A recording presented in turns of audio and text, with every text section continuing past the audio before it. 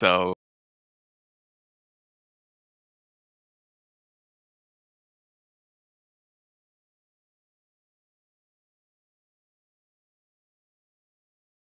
Did for my Mac.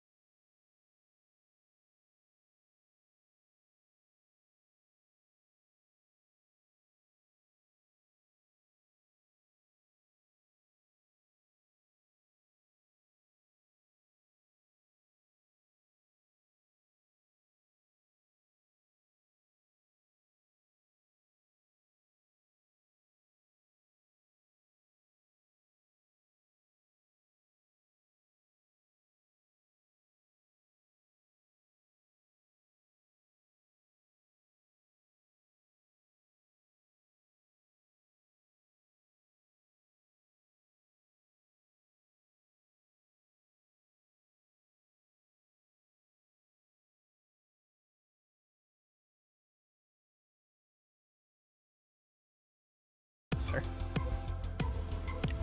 All right, and we're live. Hello, one and all. Sorry, the chat's missing. Made some adjustments, trying to get this all in. Messing around with a new background theme. It's kind of a default one if you have Streamlabs, but I think it fits. It's got that neon space vibe to it. We also got some nice neon punk music playing in the background.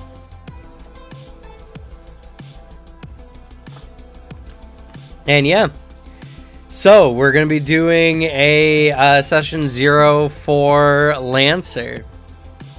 If you don't know, for the audience or even for the players who are here today and for future watchers, Lancer is it's a mech-based tabletop that's a little light on the narrative rules, but has a pretty good in-depth combat system for its mechs. And these are not your standard tank mechs. I would even go as far to say that these are not even your standard Gundam mechs, though they do have some properties of Gundam style mechs. Nah, these are machines that push science into the unknown. Some mechs even have properties that can be viewed as being magical. And one of the great things about Lancer, and why anyone would pick Lancer in the first place, is they got a lot of mechs, and you don't have to do anything super fancy. Like, you get access to all the mechs after your second mission, pretty much, in the game. And the mechs are pretty much like mix and match as you see fit. So if you're really into that kind of aesthetic, if you're really into a game that you can mix the mechs to your desire, to have a very space odyssey, to talk about things like narratives that involve temporal, the stretching or dilation of time.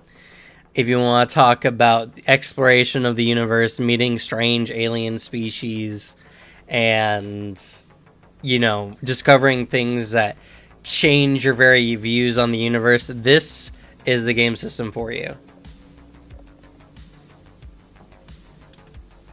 So we have 6 players, though one of them is not here. He's in the chat, but he's like muted.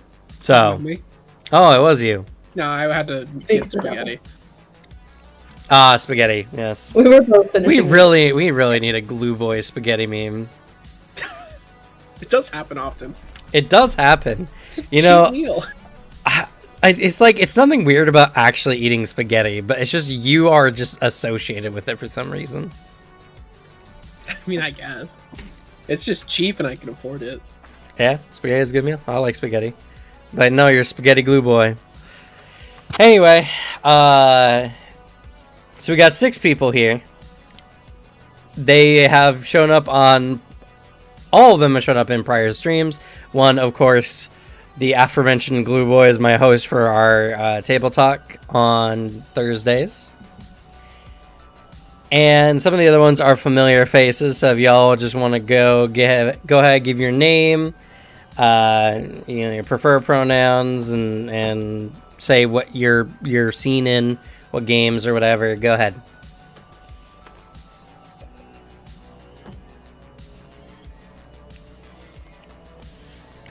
All right, cool. I refuse to go first. I won't do Just it. go in order of like the Discord. Just go down Now it's a matter of pride. or go up. Up to all of you. Sure. I'm Devin. I've played it a lot on this channel. Most recently finishing up Cradle to the Crypt. Pulls out Roll20. Man, my games are so unmemorable. You have to pull up a list of the names. And currently in Riptide.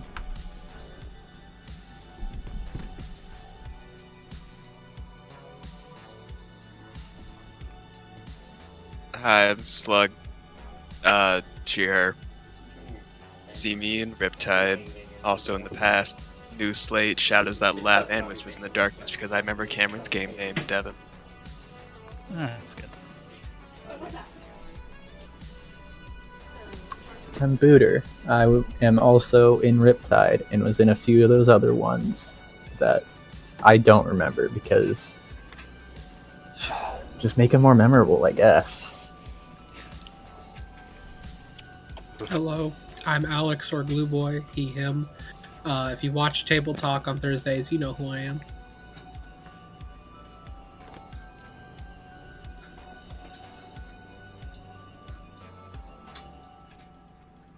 The name's Vale. My pronouns are any and all. My gender is paracasual. I've played Dr. Jacques Charbonneau in Grim Survival, Finn with Galenson and From Cradle to Crypt, and mine one of our Pathfinder 2e one-shots. I'm not sure if I've been in the other recorded ones. It comes and it goes.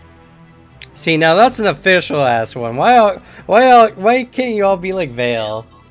I'm sorry, I'm not. It's my so 22 professional. charisma. I read one of the manuals. You also introduced me already. And they know who I am if they, watch on Thursday. Yeah, Ass Blaster 9000. Yeah. All I gotta say is that there's a gremlin in this chat eating spaghetti, and we know who we're talking about. Slug? It is good spaghetti. I think Suzanne's messing with the light. Alright, I've taken a break from the light to introduce myself. I'm Suzanne, pronouns are she, her. I have played in the most recently closed out game of Cradle to Crypt as Anastasia. I've played as Ishtar in Grim Survival. I'm currently playing as Fidget in Riptide, and I've been in Whispers in the Dark, as well as Shadows That Laugh.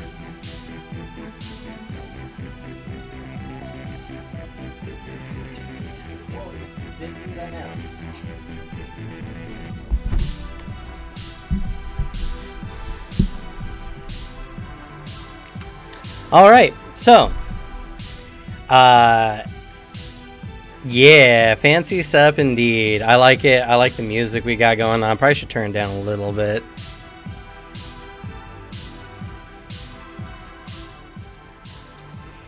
And yeah, I'm actually super stoked. So I took it upon myself, starting last Monday, I started reading the Lancer RPG book.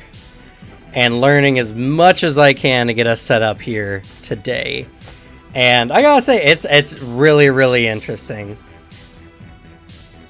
So, my knowledge on the lore and everything is...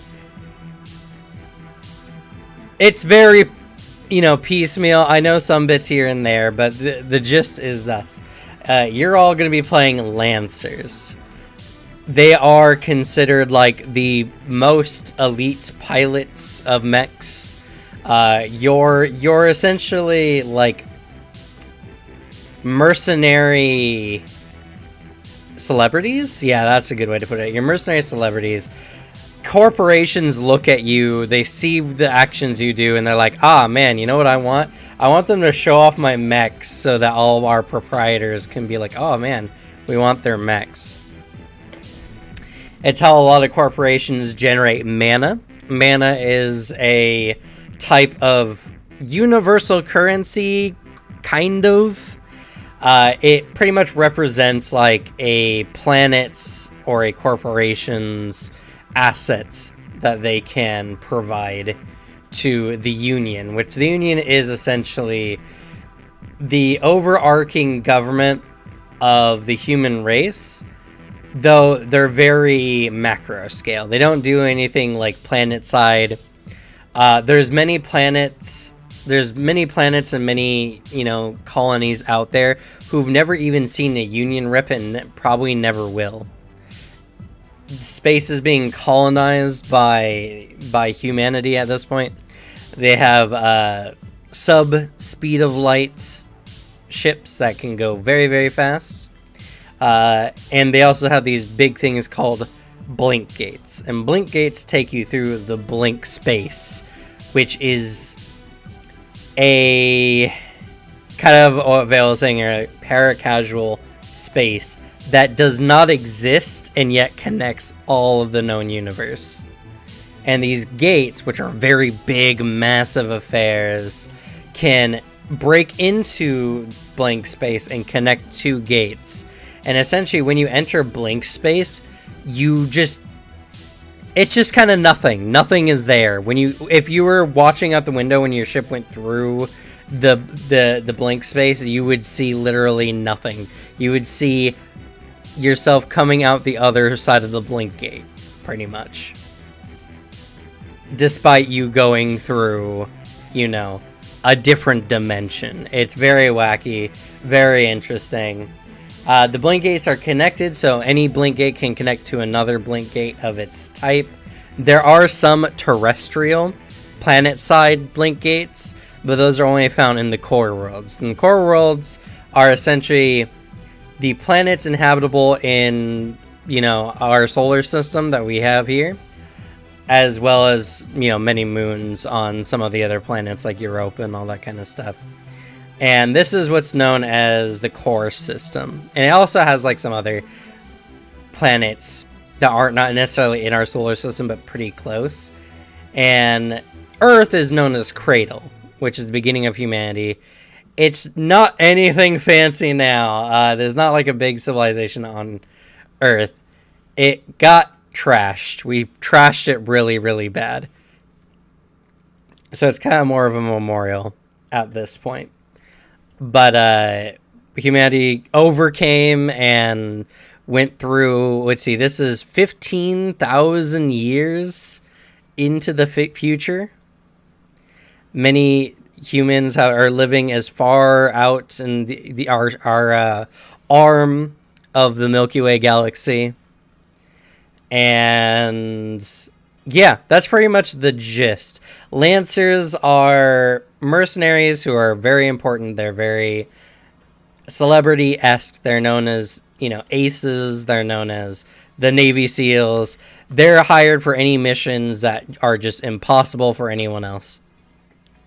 And so when we're making our characters here today, just keep that idea in mind, that there's a reason why corporations are letting you use their brands.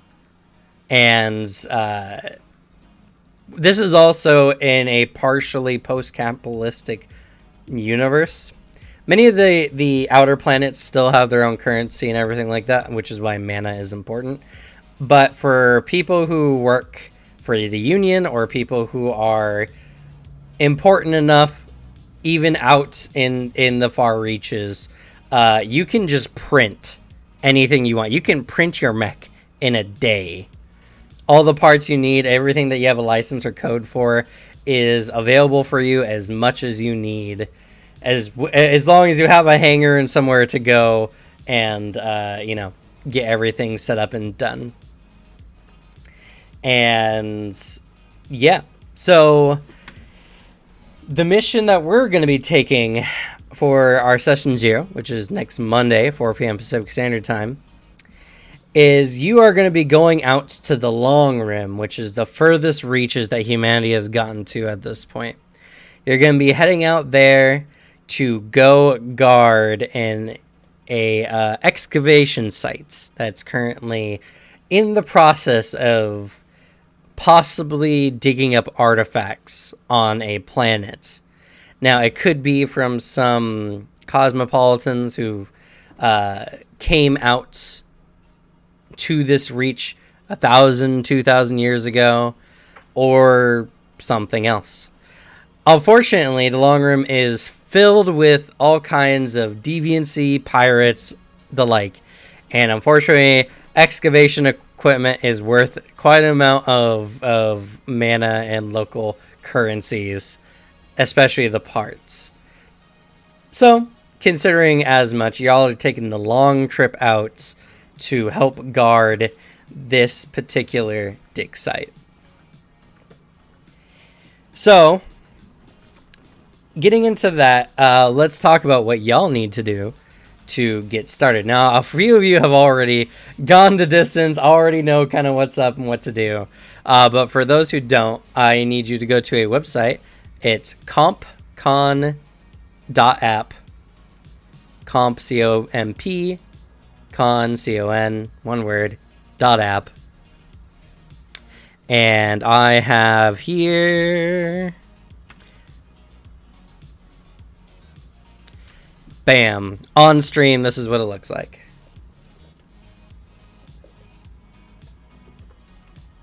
Gotta say, everything Abaddon touches, or orbital dropkick in this case, turns to gold. You're so good. This is a really good app. And if you've never read the comic Kill 6 Billion Demons, what the fuck are you doing? Yeah, go read it. I'd never even heard of it until now. Their What art are you even style doing? just pops.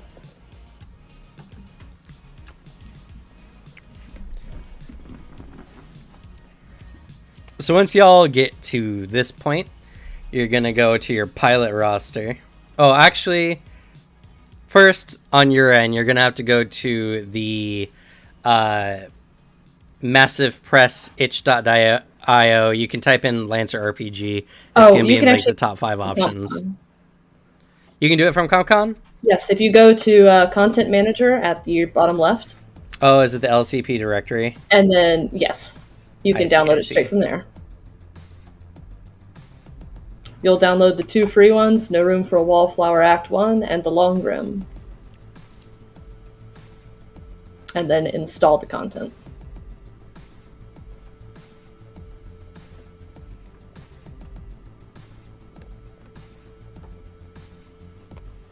Download demo, right? Yeah.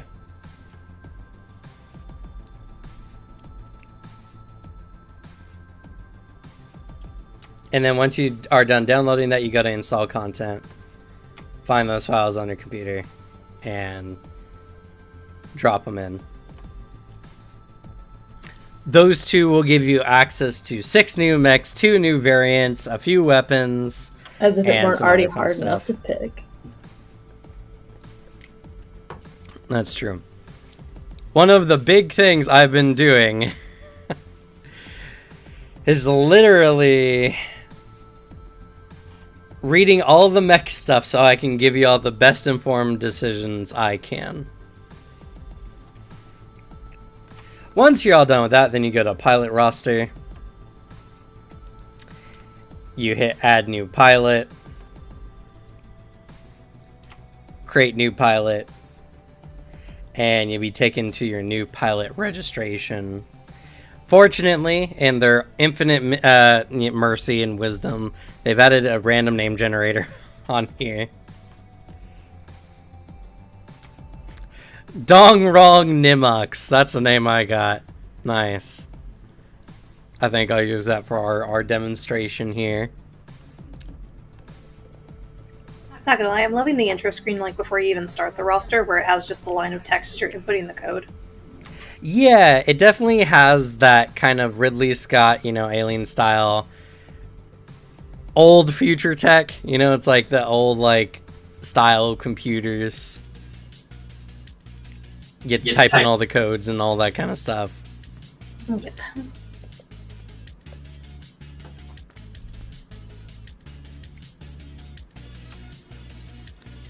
And when it comes to picking your background, just know it really won't matter too much for this one shot. What these do is narratively, if for whatever reason I or you feel like it's relevance, you can trigger your background and it can give you accuracy or difficulty on a check. Accuracy and difficulty are kind of like bonus dice. Accuracy is a d6 added to whatever your check is, while difficulty is a d6 subtracted from whatever your check is. One of the examples that they give is if you're a colonist, you might be able to invoke your colonist background when dealing with another colonist. as you kind of get each other, which would give you an accuracy die. But if you're talking to someone from the core worlds who's, hoity-toity, better than you kind of people sometimes, I can impose difficulty because of your colonist background. They got some really interesting ones as well. I like NHP specialists. NHPs are non-human persons. They're AI that are shackled and prevented from, gaining true independence, in a sense. And they can be a little wonky. In fact, you can even install NHPs into your mechs, depending on your licenses. And they can take control of your mech if you give them, and they can do certain things. You can also allow them to do certain kinds of actions. One of the NHPs I remember the most is Sekhmet, which is a Berserker NHP, that when you give control, it just goes and attacks the closest mech with a melee weapon. Or sorry, it goes and attacks the closest mech using a melee weapon. There we go. It's using a melee weapon. Man, English is hard. And it doesn't care if they're allies or enemies. And it'll keep going even if the pilot dies. It's great.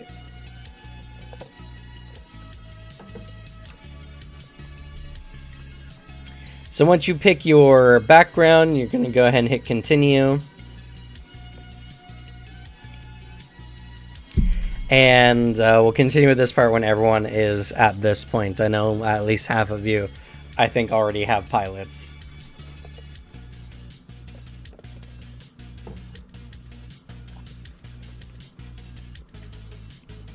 Again, I just chose a background at random. I'm not thinking about the cohesion between the stuff. I mean, that's fair. Not every pilot is logical. Some of them just do it because they want to. I chose priest. I will say, because we're doing this for YouTube and everything, everyone needs to make sure that they're taking this at least somewhat seriously. I'll take it seriously, just not a lot of thought put into it. If you can do it, you can do it. That's all there is to it. Once I have all the decisions made, I'll take it seriously then. How are you doing, Slug, actually? I'm ready. Okay. So once you go to the next screen, you're going to go to your triggers. Now, pilot skill triggers are kind of like your skills. You can even make your own triggers, though they do provide enough options where it's not absolutely necessary. This is used whenever you're not in your mech, more or less. This is used for the in-between parts, or the parts where, we're doing narrative stuff, or maybe even like some skill checks. What these do is when you apply them, it'll give you a +2 into your D20 roll when you're making the check. And most checks have a standard DC of 10. So 2 points, going to be pretty good. Most of these are pretty open face, and they're generalized. So apply fist to faces, for instance, is whenever you're going up to someone and trying to punch them or beat them in the face. Threaten is like intimidation stuff. Show off is whenever you're trying to draw attention or just act cool. Take someone out is literally you're going up and snapping a dude's neck.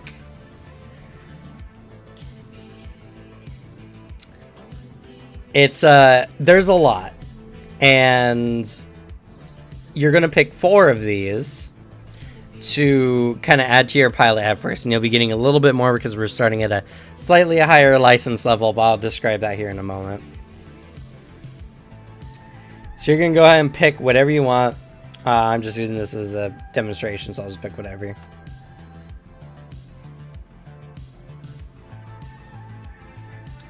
And you'll hit continue.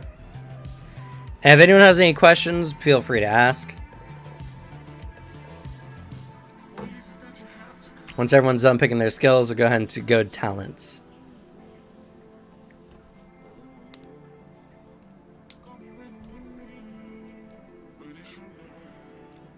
I'm ready.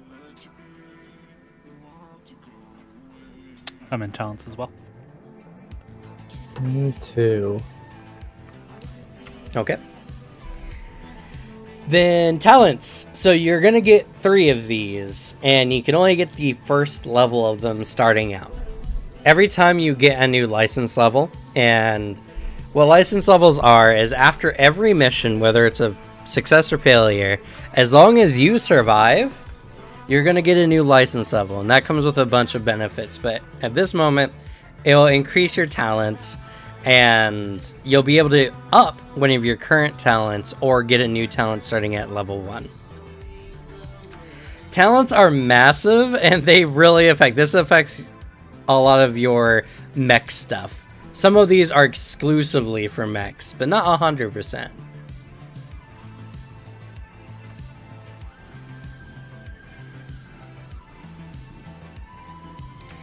Also, since this is kind of setting up for our game, you can just pick whatever talents for now and then change them once you get a mech selected, because you might not know what kind of mech you want to get. Personally, if I was designing things, I probably wouldn't have talents selected until you get an actual mech. But something to know about talents is they apply to any mech you pilot. So, it's something to consider.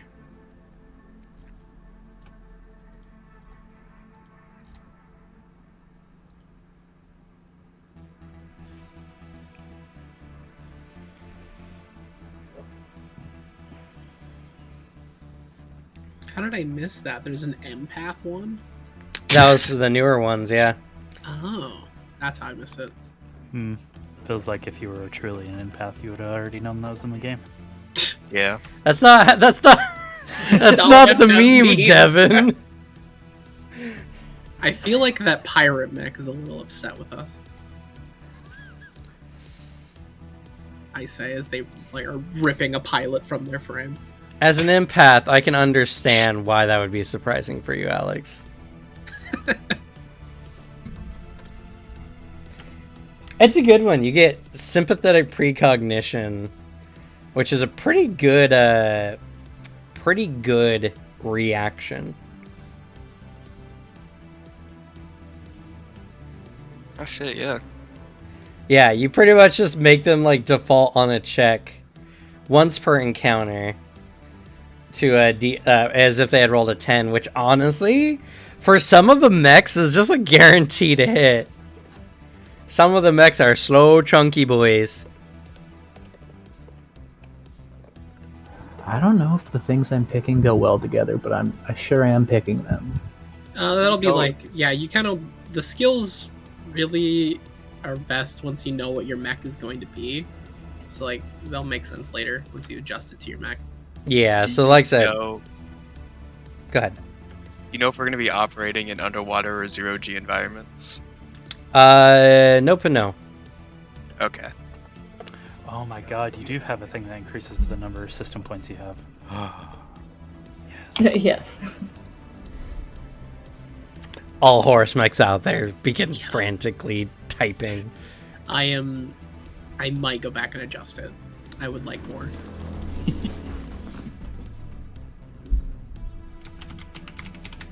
I went with Nuclear Cavalier, Stormbringer, and Siege Specialist. Nuclear Cavalier is an interesting one. It's pretty cool. I decided I was going to be really into explosions. We got some mechs for you, my friend. We got some mechs for you. We're gonna get along great. Yes.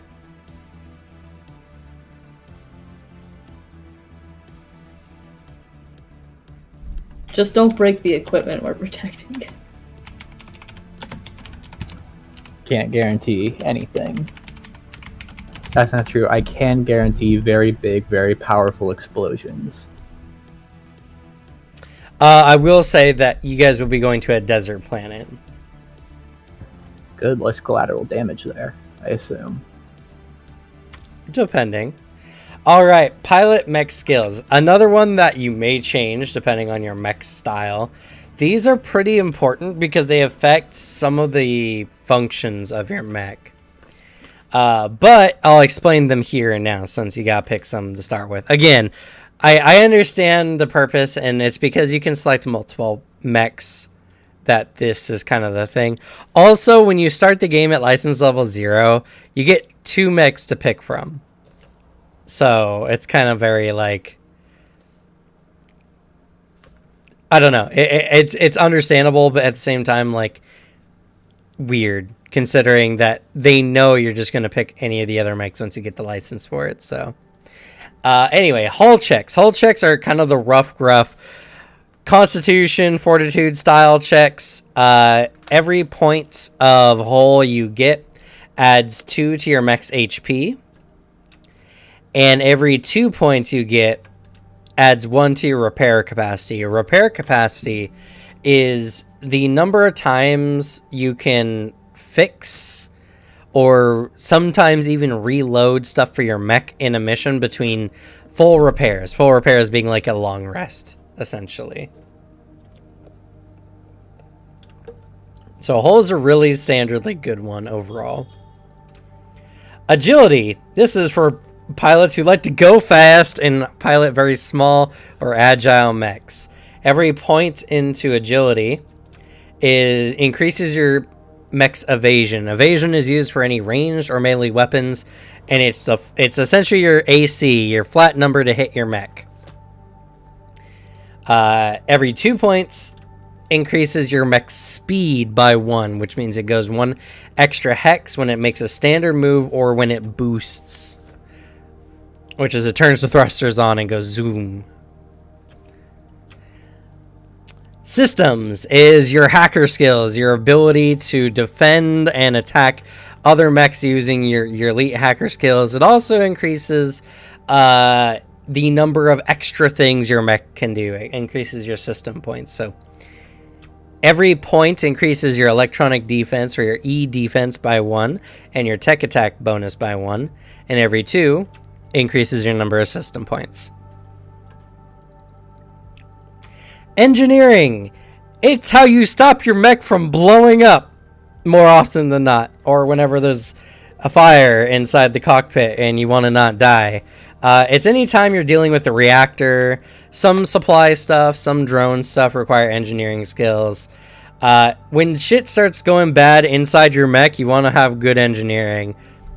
Every point of engineering goes to your heat capacity. Heat capacity is how much internal heat your mech takes before it gets a stress level, or it loses a stress point. Stress points are essentially like structure points for the internal systems. And when that happens, you make an overheat check, and your reactor might blow up if you roll a 1. Sometimes it just vents heat, sometimes it catches fire. You want a high heat capacity if you're doing anything that gives you heat whatsoever. And every 2 points increases the number of limited system bonuses you get. So anytime you have anything that provides a limited amount, like ammunition, grenades, all that kind of stuff, every 2 points gives you an extra 1 of those, which is really, really good for some mechs.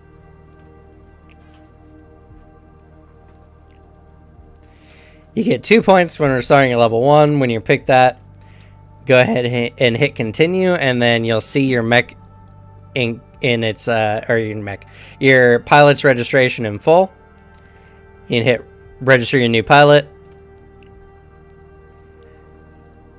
And then we're actually going to go into that pilot, and we're going to change your license levels to license level 3.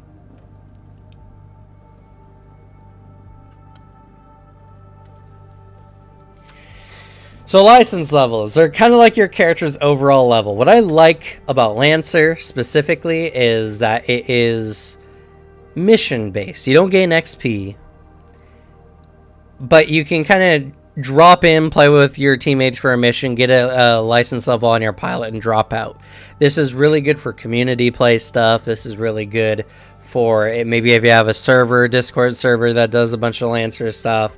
This is a good way to just overall have something that, you know, doesn't matter who you play with, you can level your pilot up.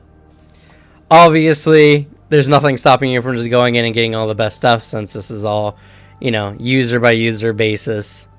But it's really easy to set up if you're setting a game up and like, hey, I'm recruiting players for like a license level 5 mission. Come and, you know, drop your mech specs down below.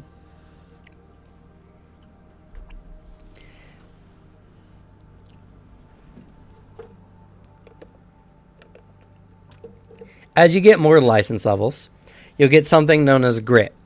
Grit is kind of like your overall veterancy as a Lancer pilot. It's kind of like you just are good at what you do. Grit is added to all your checks in narrative and while piloting your mech. So the higher your grit is, the better overall you're going to be at dealing with, you know, other people. It also increases your mech's HP. It also increases your mech's electronic defense and evasion. It's a really good skill to have as, or a bonus to what you level up as.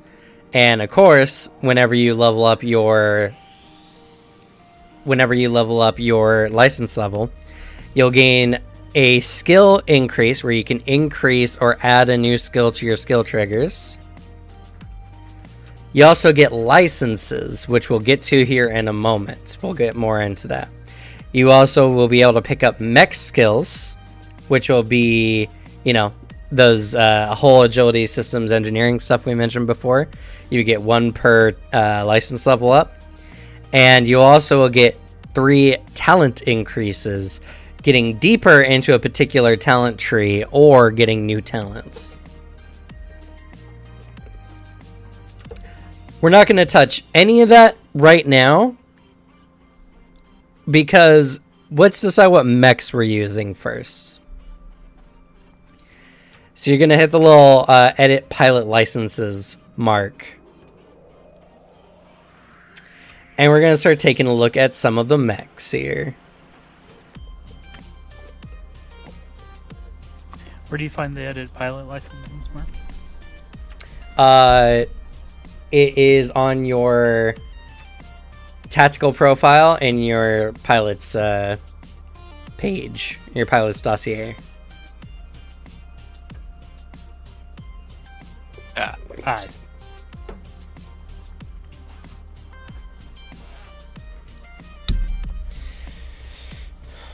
Anyone not here at the moment? No, Nah, Mr. I'm here. Kirby. Alrighty. Yep, I'm here. Alright. So, at any point, you can click any of these, and you can see what they provide for you. Now, I don't like that you can't actually, like, click. Oh, you can click the individual things. Okay. It was grayed out, so I wasn't sure. You can click. The most important part is the tier 2 or rank 2 of the licenses, because that's where you're going to get your mech frame. So now you can take a look at the individual mech frames. You can see their base attributes. You can see some of their traits and their core system. Core systems are like what makes your mech really good, and it often comes with an activatable power that you can use once per mission. Or once per long rest, I think is what it is, actually. But either way, it's not going to matter too much for this one shot. But that's where your mech just goes into Uber mode and becomes really awesome. You can also see the types of mounts that your mech has. And unfortunately, it doesn't really give you details on what the mounts do. So you'll just have to ask me, because if I explain them all now, I guarantee someone's going to ask me later. What was flex mount again? What was heavy mount? So I'll just answer as it comes up. For some of the players who have finished their mechs, let's take a look at what y'all got. So who's actually finished their mech so far? Me. All right. It's completely done. All right, Glue Boy, tell me what mech you're picking. All right, I am going with the Rayleigh. I have 2 licenses from the Rayleigh and 1 license from Pegasus. All right. And by the way, I just gotta say, the art for these games are so good. It's got the Lost in the Stars tech. You know, a lot of the mechs have those subdued colors, rust colors. And if you're not into sci-fi, they have a new fantasy RPG called Icon that is also the shit. same style. I'm gonna have to look into that. Yeah, I did see some of the stuff from Icon as well. But all right, so you got the Rayleigh mech. What are some of the things you got for it? Tell us why you picked this mech. Well, I picked the mech because it's got a big iron on its hip. But other than that, I've picked a few things. The standard weapons for the Rayleigh, I have a lot of hand cannons, a bolt thrower, and a lot of compounding upgrades that make it so for one of my attacks, if I stack enough things, I will be doing an absurd amount of damage. For actual systems, I have the Roland Chamber, which gives me a 1d6 explosive bonus damage, and they have to succeed on a hull save or be knocked prone. From Pegasus, one of the reasons I got it, also because I have other character reasons for Pegasus stuff. I have Hunter Lock, which in the scene I get to pick one enemy, and my first successful ranged or melee attack against them in the round deals +3 damage. And I can only pick a new target if they die or if the scene ends. And then I have the CompCon class assistant unit, where I have a AI in my mech that I can give some orders to, and it'll do things on its own.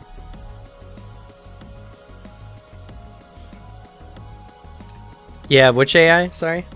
It's the CompCon class assistant unit. Oh, There's okay. just So an you have the assistant guy. standard AI. Yeah, standard AI. If I can get anything more complicated, it'd be kind of fun. Well, don't you want a fucked up Horus? Be kind of fun. He couldn't get the Rayleigh though, unfortunately. Yeah. Yeah, gotta go 3 in. Yeah, exactly. All right. So, the kind of mech you have is mostly a striker because you don't have any super long range guns. The most is the bolt thrower, but that's an 8 range. I mean, bolt thrower classifies as an artillery gun, Oh. but most of the other guns are like 5 range. Yeah.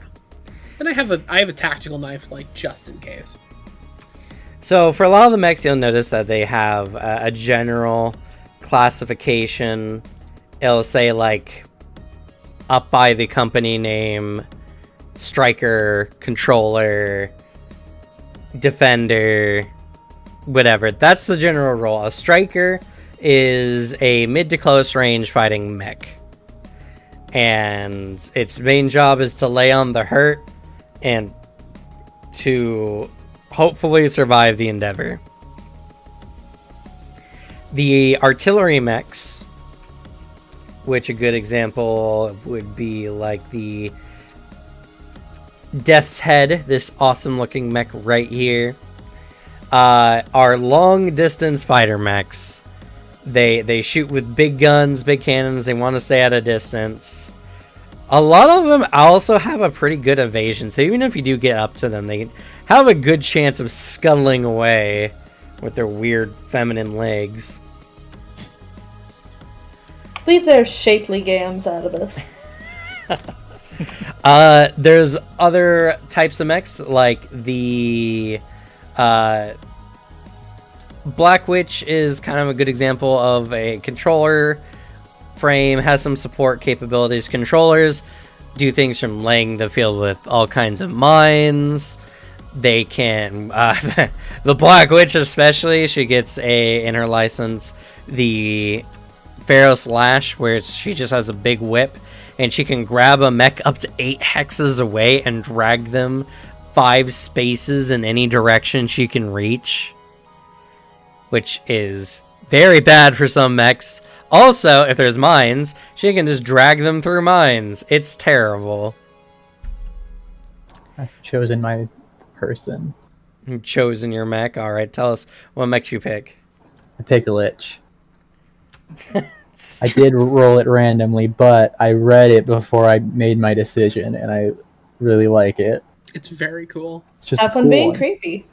I decided The my Lich- main playstyle is going to be run in, blow stuff up with me in the middle of it, and then I can just leave. It might not be as easy as that, but Lich has got some, With my Pretty- immortality stuff? right, it happens once per scene. Yeah.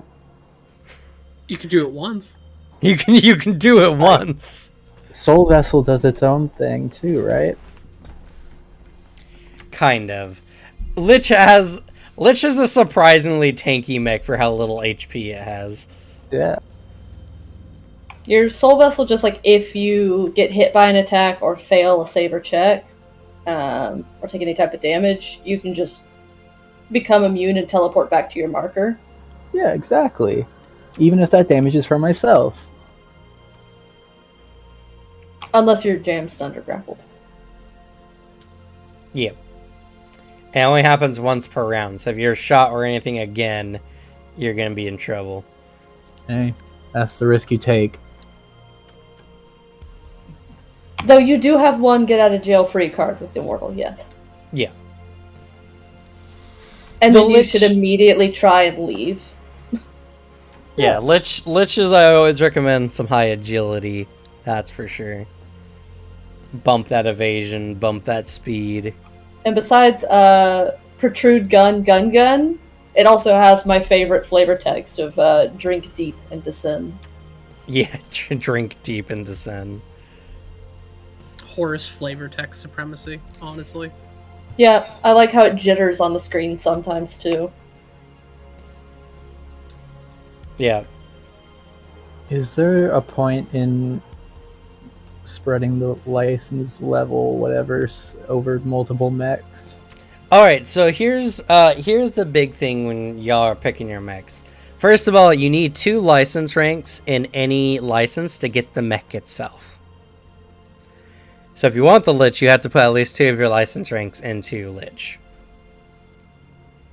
The last one can kind of go wherever you want. I do recommend you pick another mech within your same company so you can get the core bonuses from that company, because you get a core bonus from a company every 3 license ranks, essentially. Core bonuses are a overall bonus. I'll go back here on my screen, and you can go to each of the companies to see what kind of core bonuses they offer.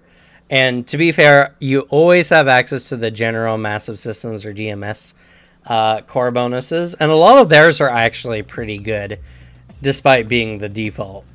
So don't feel like you have to stay in your company, but it does provide more options if you can do so.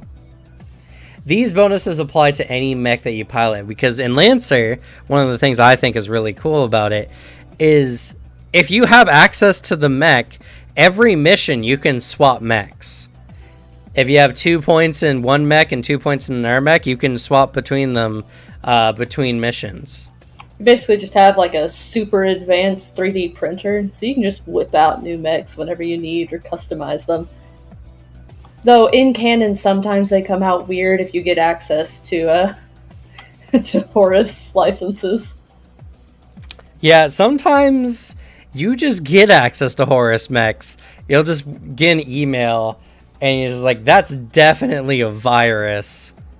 And I got good protection. You click it, your screen goes weird, you get taken to a weird site, there's a code there, you print out a mech, and you get something like the Pegasus. And it just scuttles around on all of its little legs. Mind you, the way they look is just kind of like a general aesthetic for them. All mechs can be different. Yeah, pretty custom. Horus mechs specifically don't have standard frame designs. They're just freaks. They just Love that. operate the same way. But yeah, this is a Pegasus, this monster. Ah, there's part of that Pegasus is in my mine, though. favorite. I also enjoy the Gorgon because, like, if you look at it, it just kind of projects a virus so bad that it fucks up your mech, and it is hard for people to look at. Like, just seeing your screens while looking at a Gorgon is like, ow, motherfucker. Yeah, even inside your mech, it can actually melt your brain. It Amazing. it has a strange mimetic effect. It starts beaming SCPs into your brain. It starts strobing you. But that's to how you death. should think of Horus mechs. They're all just fucked up SCP robots. They are all SCP robots. Let's talk about the companies a bit so we can get a flavor for each of them. IPS North Star is the standard workers mech style. A lot of their mechs are made by, design in the field. They represent the workers, the hardworking class. A lot of their mechs are very sturdy, standardly. They got a lot of striker and defender style mechs. They got some pretty beefy boys. The Caliban is a hilarious mech. Fucking wrecking ball. Fucking With a wrecking ball mech. shotgun. It's a dude. And by the way, this little the little helmet in there, that's the person's head. This mech is barely larger than a person. The Atlas and the Caliban basically look death in the eyes and then break its kneecaps. The Caliban's my favorite ability is the fact that it has a shotgun, and when it reloads a shotgun, it reloads it so violently it can beam you with the shell from the shotgun. The shells fly at such a velocity that unarmored individuals can be decapitated by them. Also, what I love about this mech more than anything is when it when it rams or uses a ranged attack or melee attack, it acts like a size 3 mech. Now, a size 3 mech, let's pull up one of them here. Let's pick up the Barbarossa. Right, this is a size 3 mech. Size 3 mechs are the size of small buildings. This is honestly a small size 3 mech in comparison to some of them. Caliban goes up to this thing's shin, but my god, will it floor this big ass mech. And I love it. Each mech at the top has a size. It tells you how many, it even shows you how many hexes it covers on the map. Mechs are standardly size 1, but some mechs are size 2, and some, like the Barbarossa here, are a size 3 skyscraper mech. Oh, and for your notes, Cameron, I'm either going to go the Baylor, Vlad, or a Zhang Blackbeard mix. But I'm going up close melee. I would suggest you not look at my allies, or me, or else. And Sounds then like you want to play the Gorgon without playing Gorgon. I mean, just don't touch us. You could look at me. Just don't try and hurt them. Because no matter what path you take, it's all reactions to hurt you about it. Can I wear a size 1 mech inside of a bigger mech? Sadly, no. You can take a size 1/2 mech and put it in another mech if they have compartments for it. There's one of your systems is for that. There's a system for that. So what is like the flex auxiliary main mount stuff? All right. Fortunately, I pulled up the book here. So that determines the size of guns you can put on it. Most mechs have 3 gun mounts. Some have 2, some have 1. It's just all in the balancing of the game. For example, if I go with the Vlad, I have a super heavy melee option, which takes up my heavy mount and my main mount. And like for the Rayleigh, the auxiliary stuff is where a lot of my hand cannons are, and I get bonuses for shooting things with an aux mount, like the weapons on my aux mount. Uh-huh. So weapons come in 4 size categories. They come in auxiliary, which are like small handguns, knives, all that kind of stuff. Main, which is like a big weapon, or like a 2-handed sword kind of deal, or a rifle. There's heavy, which is a big gun, big cannon, big, whatever. And then there's super heavy, which is an even bigger gun. Or drill in some cases. A main mount can have either a main-sized weapon or an auxiliary weapon. A heavy mount can have a heavy main or auxiliary weapon on it. An ox mount can have 2 auxiliary weapons on it. The good thing about having any mount that has multiple weapons on it is it can have, when you fire with one, as a free action, you can fire with the other weapon on that mount. A main ox mount is a really good mount, one you should try to get on most of your mechs if you can. It can take 1 main weapon and 1 auxiliary weapon, or 2 auxiliary weapons. A flexible mount is another really solid one. It can have a main weapon or 2 auxiliary weapons. And integrated mounts, you don't need to worry about it. They're just a weapon literally built into your mech. Wow. Some core bonuses allow you to integrate weapons into your mech as well. Or upgrade. Or upgrade them out, yeah. Let's talk about the companies. So IPS North Star, I mentioned before, the Workerman's mech. Very sturdy mechs. I love their mechs. I like the Drake, which is just a literal bodyguard mech. Slow ass mech, but my god is he sturdy as hell. There's the Lancaster. The goodest of boys, support mechs. I love the Lancaster so much. The Lancaster's so cool. He's got so many. You can use his repair cap on your mech. And he can even repair destroyed mechs on the battlefield. Literally has a resurrection feature. It's so good. Lancaster's a very solid mech overall. I'm gonna take Lancaster and just help me come back to life every time I blow myself up. Smith, Corpo. I call them Corpo. They're Smith, Shimano, Corpo. You can just call them Corpo. They have a lot of agile, sleek-looking mechs. They're kind of known as the race cars of mechs, the sports cars of mechs. They do a wide variety of things. A lot of Corpo mechs also have the ability to either teleport or turn invisible, which makes them very difficult mechs to pin down. One of my favorite things about Corpo mechs is how ostentatious some of the designers are. Literally, for one of the mechs, I think it's the Metal Mark. No, it's not the Metal Mark. It's just the Duskwing. Now, who has the...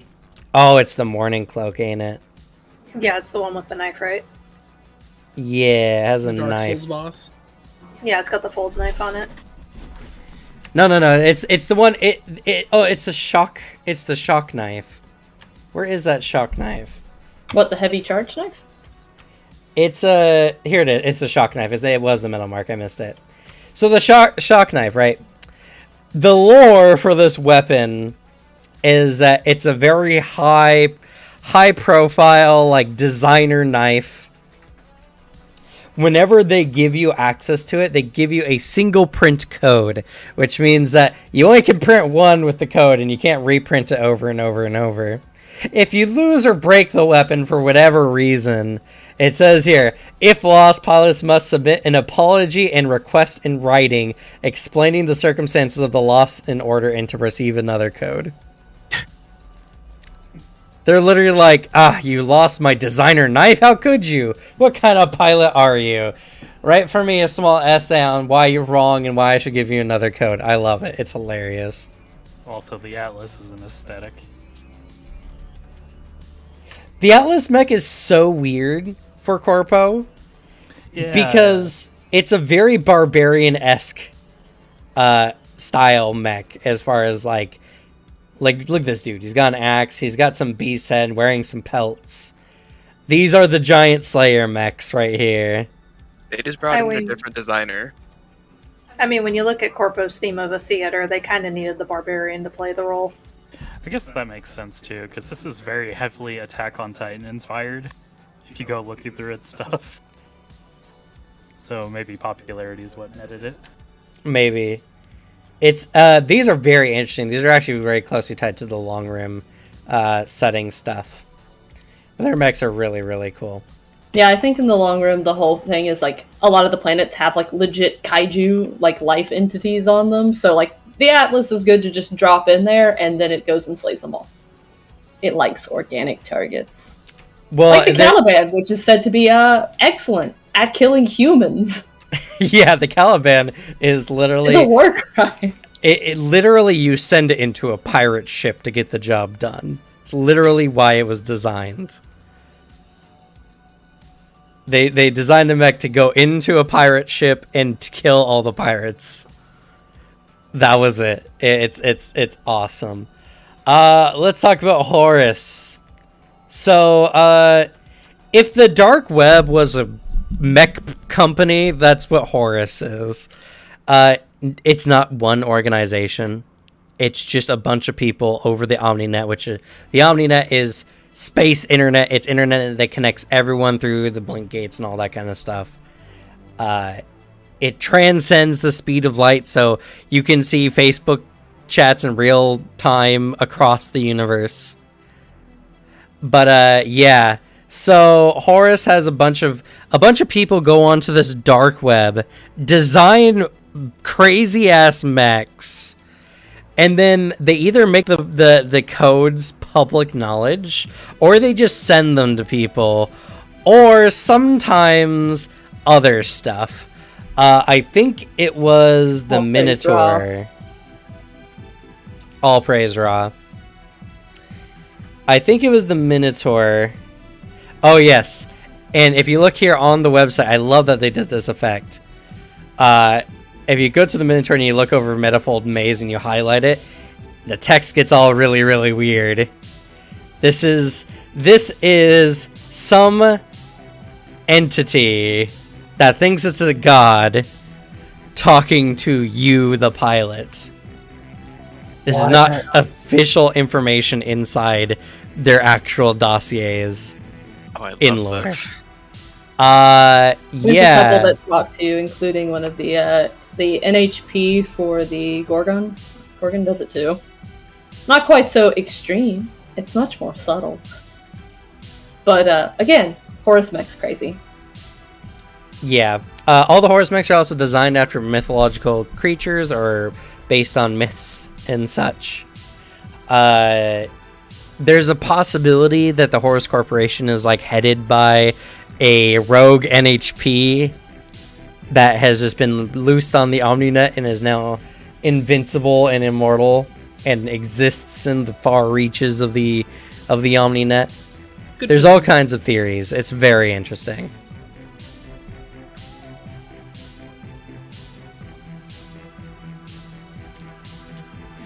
As well as Harrison Armory, also known as War Crimes and Why Is It Always You, the weapon manufacturer. I love them. A lot of their mechs are literally designed to commit as much murder as possible.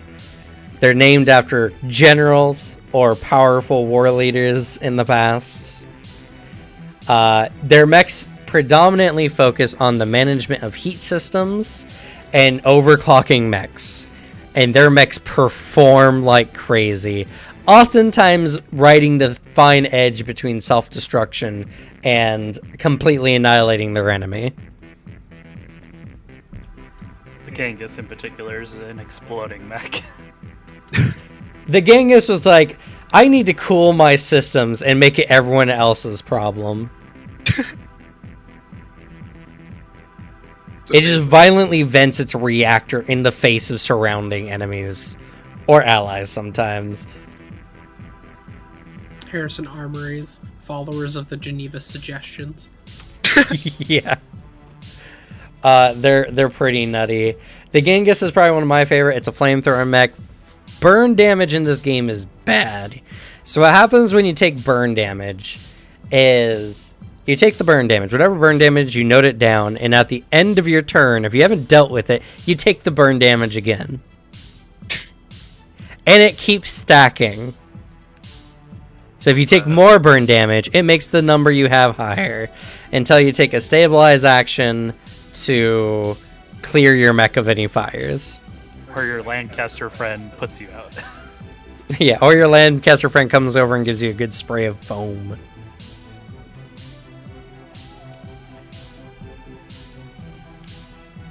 I guess I didn't mention any favorites from Horus.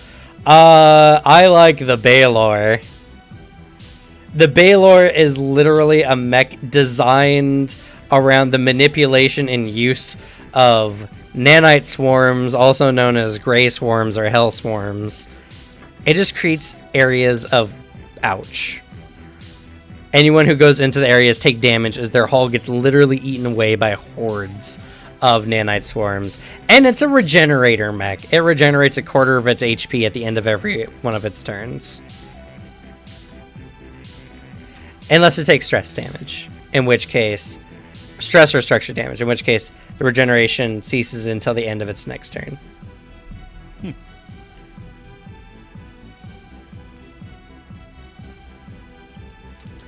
Another one of my favorites is the Hydra. It's a mech that's based on the principle that for some unknown reason, if you have a bunch of like, what's the term? If you have a bunch of drones in like a room that are kind of on standby mode, they'll just innately hover together for some unknown reason. This mech is pretty much just made up of a bunch of drone parts together. And it has control over its drones and other drones. It's a really cool mech, and I love this design for a mech.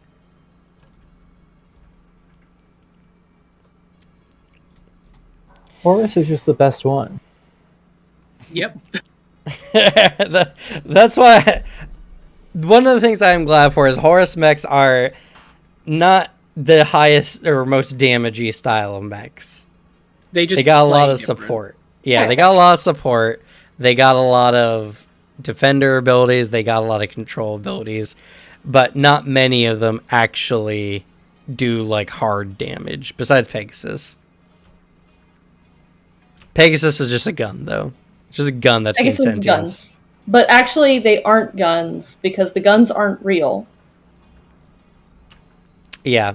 They have... It's just... Oh, talking about the Pegasus guns. Yeah, just look at the Mimic gun. Range, 3 question marks. Damage, 3 question marks. Heavy, 3 question marks. Compendium entry. This is not a gun. This is not a gun. Guys, I swear it's not a gun. It's not a gun, but also it counts as all types of guns at once. And when people get shot by it, they didn't actually get shot by a gun because there is no gun, but it was definitely this very specific gun that it turned into for about 2 seconds, but it's not actually that gun at any point because it's not a gun. Yep. How it actually works is you roll at the beginning of combat 3d20s and you save those numbers and it cycles every round what number it's using. The number indicates its range, and half of the range is its damage. Which means it could have 10 damage at 10 range. Or 1 damage at 1 range, which is a very bad gun. Oh, yes, and we cannot forget as well. If you're ever discontent with its cycle currently, you can provoke the gun as a full action, kicking it, slapping it, calling it names, and it changes its 3 settings. But don't forget, it's not a gun. Funny thing, see? Right now, this weapon technically doesn't even exist. You're shooting them with a gun that isn't real, and yet it is. Don't worry about it. Raw's like that. Just here, you know that because it exists at some point, we've made it. That's causality, and causality is it. Don't worry about it. By the way, I decided I'm going hard Horus, and I'm sticking with preacher or whatever I took, and I'm gonna be like a hard, crazy, like really intense preacher. I will have to mention again, you are professional lancers in the field, and people want to hire you. Make hireable people, please. He just I'm speaks good at what very I do. highly of Ra's name. Yeah, I'm very good at what I do. It's just Oh, you're one of those characters. They're just like, the guy's kind of nuts, but my god, does he get the job done? yeah. I just insist that everything I do is like it's messages Ra's from design. God. Clearly. Yeah. You should read into Ra then, because that's wild. Ra kidnapped the moon. To be fair, humanity kind of deserved it at the moment. Okay, for a second I thought you were gonna say, to be fair, the moon deserved it. Like, The moon didn't do anything. Humanity did. But it's okay. Ra just totes around the moon now. I just really like the idea of like, yeah, oh my god stole the moon. Don't worry, they were asking for it. It's like, what the fuck did the moon Yeah, do? that moon was a fucking bastard. Yeah, the moon's a It's a total asshole. moon. Thinks it can be cheesed. All right, let's pop in on another person's mech here. Who else has a mech that's done at the moment? I think Suzanne might be the only one. Yeah, I've still working on created yours, 3 builds, but I haven't decided. Sorry, what Sorry, was that, what? Suzanne? I was gonna say I thought Devin was done. No. You think Devin can make a decision? I mean, I thought he would have been on the same level as Vales, have 3 done already to pick from to talk about. I mean, I have 5. No one's saying that. I can't wait to see how much that number increases before next Monday. I'm at least leaning 2 different ways right now instead of 3. I'm refusing to look into too many of these robots because I That's what can't. did. That's a good idea. I think that's kind of what I did too. Wise, but I- also I love them all. Exactly. That's Lich the problem. Lich was the first one I learned about. I looked into it, said that sounds really cool, and then didn't look into anything else. To be fair, the Lich is a really fun mech. It's a really cool mech. They're all fun. I also put a They're lot all into them. fun. I legitimately Like- want to pilot a Caliban. Learning think like it's so more, I hilarious. picked that up. learning more and more about this system. Like every time, it's like, oh, here's a cool mech design. It's like, well, I thought I knew what I wanted to play. Yeah, that's why a lot of people have this innate defense mechanism of, I'm just going to make a hard decision now. I'll get lost otherwise. Yeah, it's necessary. All right. I'm locking it in. No matter what I say in the future, I'm playing Lich. Don't let me change it. Okay. If I tell you Alright. otherwise later, it's a trap. All right, Suzanne, tell us about your mech.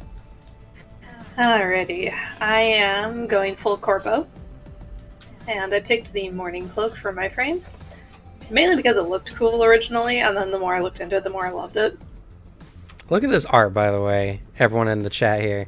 This is a cool-ass, stylish mech, and it's definitely the dancer of the Boreal Valley from Dark Souls 2. Yeah. Yeah. Yeah. Good, she deserves it. Anyway, continue. So I got 2 license levels in the morning cloak mech, and I have 1 in Death's Head, and I went, instead of a melee build like it was originally designed for, I went for a sniper build with it.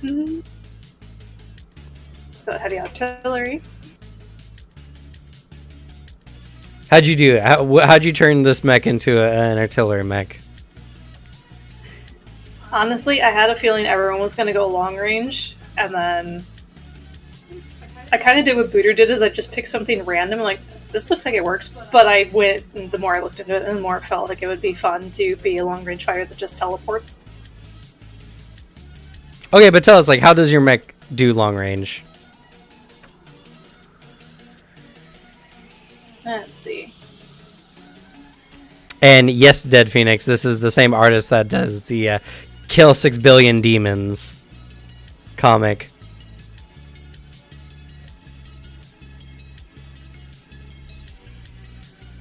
It's more of a stealth shot, because I took the talents for hiding, so I can move through without being seen pretty much, pick a good advantage, combining it with the high stress mag clamps from the Death Mark. I'm able to sit on any advantage point pretty much and pick a target and be a pain in the ass, really. So your mech teleports around, avoids any reactions, doesn't take attacks of opportunity because it's teleporting around, and just shoots at what's the range of your weapons mostly? Longest range is 10. The 10 hex is a pretty good distance. Each hex in this game is considered 10 feet. It's about 100 feet away, pretty much. So 100 feet away, you're shooting other mechs. I'm shooting from 18 away. Yeah, but I can get out. I can get out fast. How That's are you fair. guys figuring out all this stuff? When you go to when you're done with your character, you can like make a mech and add everything to it. How do I do this? So pretty much there's a mech. There's a mech. I want to say it's a mech loadout. I want to say. Give me a second. It's called the mech hanger, and there you can pick the mech and build it up.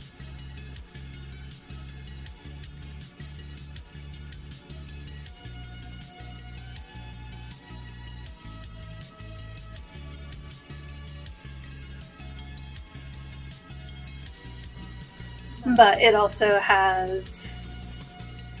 Unfortunately, I can't use the hunter trait that it comes with, but that's fine. Since her range is 15, so that's a pretty good field of view. Yeah, 15's pretty massive. Most mechs don't get above like 10.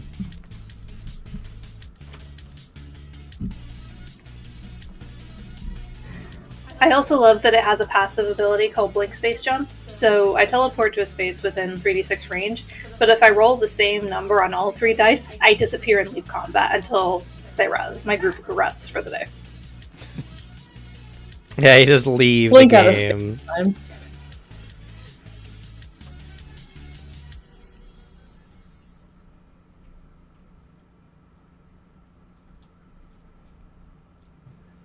It's really good. And it's an interesting design for your mech.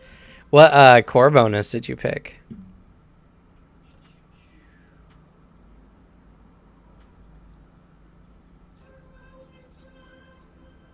That's in systems, right? Your core bonus will be in your pilot information under your tactical profile.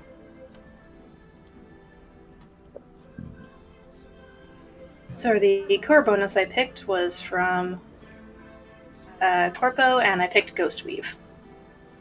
What's that do? So during my turn, I'm invisible. If I take no actions on my turn other than a standard move, hide, or boost, I remain invisible until the start of my next turn. And I immediately cease to be invisible when I take a reaction. It's pretty good. So yeah, this game there's a lot. There's a lot, and even with the Morning Cloak thing, like while it doesn't get the benefit of one of its traits, what's your evasion score for your mech? My evasion is a 15. Jesus. Disgusting. So for those who don't know, that's the target number to hit. Alex, what would be your 2-hit for your mech? If you know 2-hit? that. Yeah. Let me look. Actually, that's a good question. How would I calculate that? It's Just your a attack d20 plus your grit, plus accuracy if you have any. Oh, I have a +2. What? Did I Plus mess- situational Nope. accuracy. No, that's accurate for your mech, your level. Mm-hmm. Huh. Suzanne will never be hit. The accuracy dice help a lot. I have accuracy if I miss, and like other little bonuses, but like, What is my evasion? Like my evasion is a 10. To put that in perspective, I actually Yep. leveled my agility. Yep. The Morning Cloak's a really hard mech to pin down. So playing the Morning Cloak, honestly, as a range mech, like, while you're not necessarily getting the same damage you're an infuriating mech to deal with. You are out of everyone's range shooting them. The mag clamps allows Suzanne's mech to go on vertical surfaces. And there's nothing stopping her from teleporting up onto a surface. I think he also took like the jump booster system as well. Yes. So that when Suzanne uses the boost at quick action, she can fly. Oh my god. Also looking forward to using the tracking bug. I feel very sorry for these pirates. Question: does anyone here benefit from lock-on? Everyone. Everyone, Yeah. technically. What does lock-on do? So when you lock on to a mech, essentially you prime it, and any ally who shoots it can consume the lock on to get accuracy. And trying to remember if there was anything else to it. Are you looking at the Swallowtail slug? Yes, that's the one I picked. Yeah, they get the lock on debuff essentially. Any character making an attack against them, either range or melee, can consume the lock on debuff to get a +1 accuracy die on the attack. So it pretty much gives accuracy to anyone else, including yourself, because you can lock onto a target and then fire.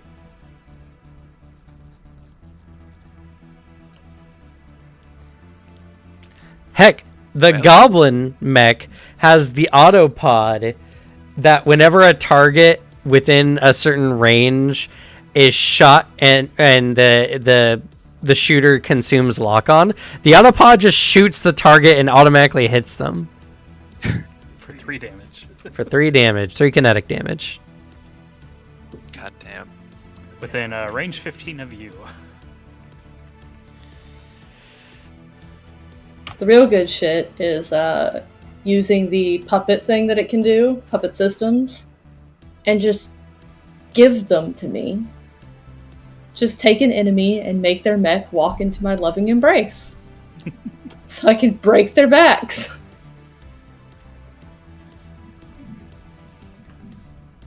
And I agree. Where I like a lot of the Corpo mechs. I think the Corpo mechs are a little bit more on the complicated side of mechs, but they got some real fun play. Then again, horse mechs are sometimes galaxy brain. If you want to try to get the most out of them, you got to really think when you're using them. Because some of them are just weird, weird mechs. If you want very straightforward mechs, pick an IPSN or a Harrison Armory.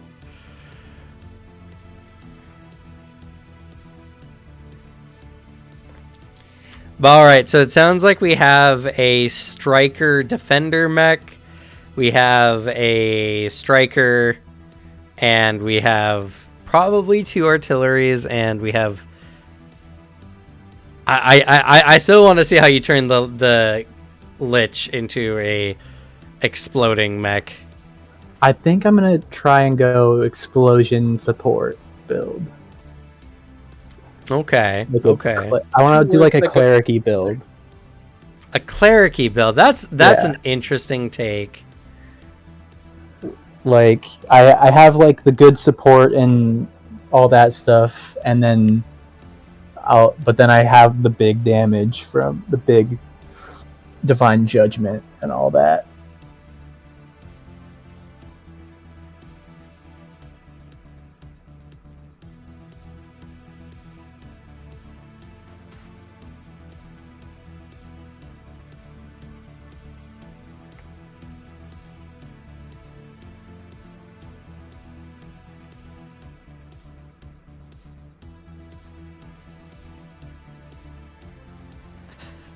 I do love the Monarch too. You crit an enemy and you can just be like, fuck your friend as well and hit them with Avenger silos. Yeah, the Monarch's a sick mech. A lot of these mech are sick mechs. And again, I want to reiterate this point specifically. You can operate in a campaign. You can get up to license level 12. By the end of a game, a campaign, you will likely have 4 mechs that you could pilot for any mission. Like, this is a game that allows you to pick a playstyle and to have additional options on the side so that you don't have to play every time the same. If you're a player who has very much like character ADD, where you have a hard time playing a character for any length of period of time, this game's perfect for you. Because you all will have the ability to just operate other mechs and have other builds.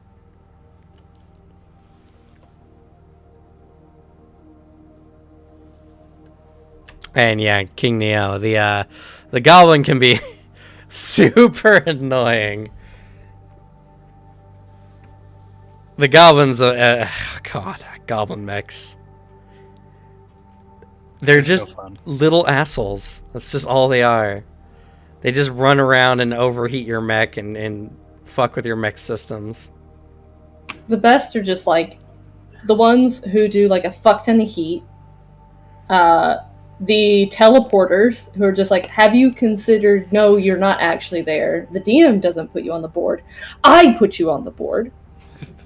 And then the one who's like, hey, could you move like 2 steps to the left? And you're like, no, there's a mine there. And then you make the walk on it. There's so much fun with it. And if you're attached to an ally, they use your E defense, which is really good on some of your allies. They use your E defense, they use your tech attack bonus. Listen, I just need you to goblin on the back of my mech. Become God. Combining mechs. They just look at you, and 2 heads are better than 1. A goblin just pokes out the side. The dumbest thing about it is you can get a bonus, a core bonus, or a system, I can't remember. It's a system that opens up the inside of your mech to allow another size 1.5 unit. And the goblin mech can just jump into your mech and attach to its insides. Can't be targeted, can't be nothing. It's disgusting. You can't see it, but it can see you. With its 20 sensors too, which is insane.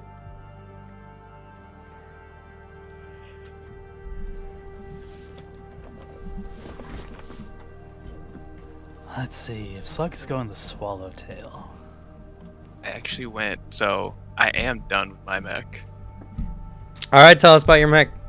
So Cool. I went Swallowtail Ranger variant, focusing more on battlefield manipulation, enemy disruption than damage. We have a tech attack of +4.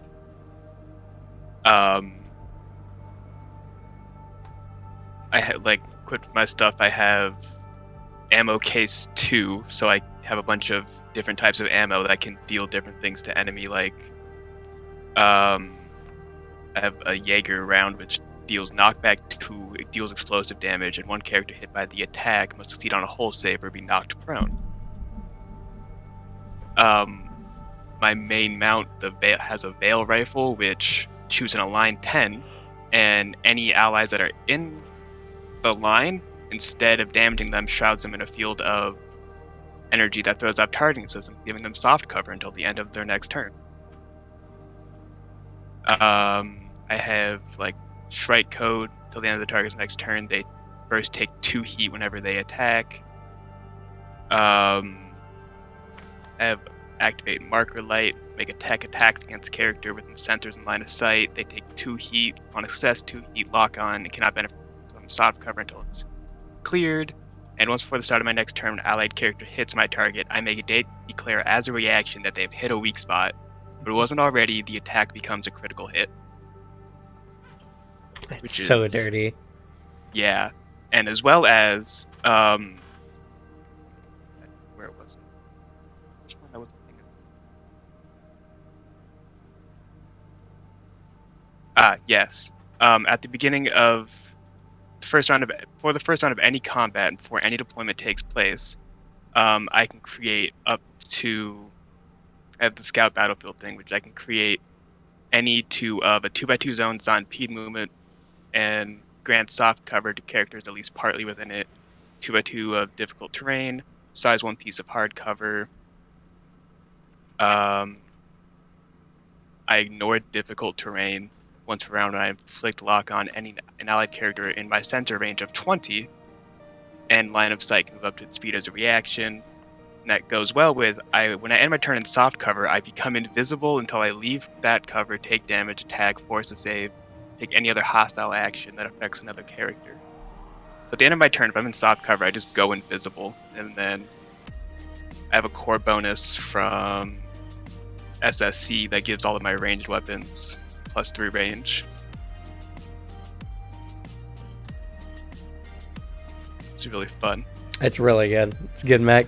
So we got a long range support mech, a long range never gonna die mech, a close range or a mid range shooter mech. We have a close range gonna fuck you up defender striker mech, and we have a support who dies and then comes back maybe.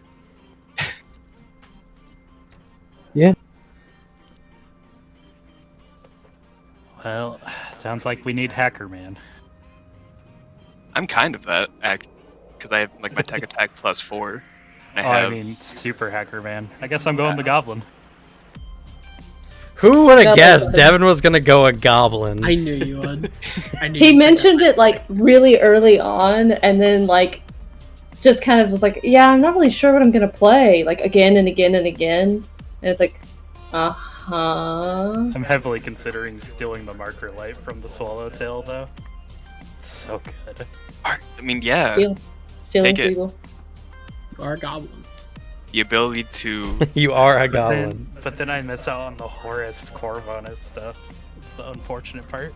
I have Marker Light. If you don't really need to take it.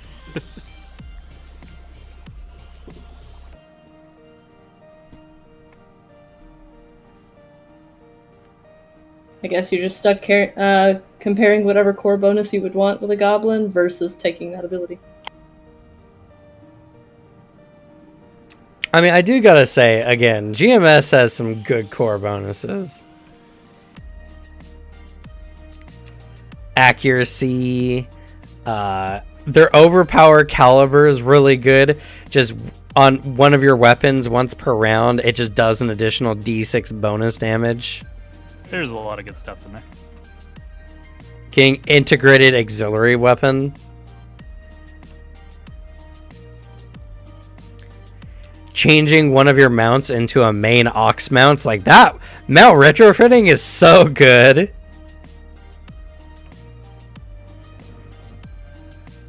Alright, have a tech attack of +7 plus accuracy. Let's go.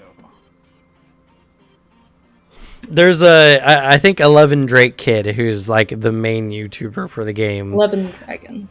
Like, I was pretty sure it's Drake. Is it?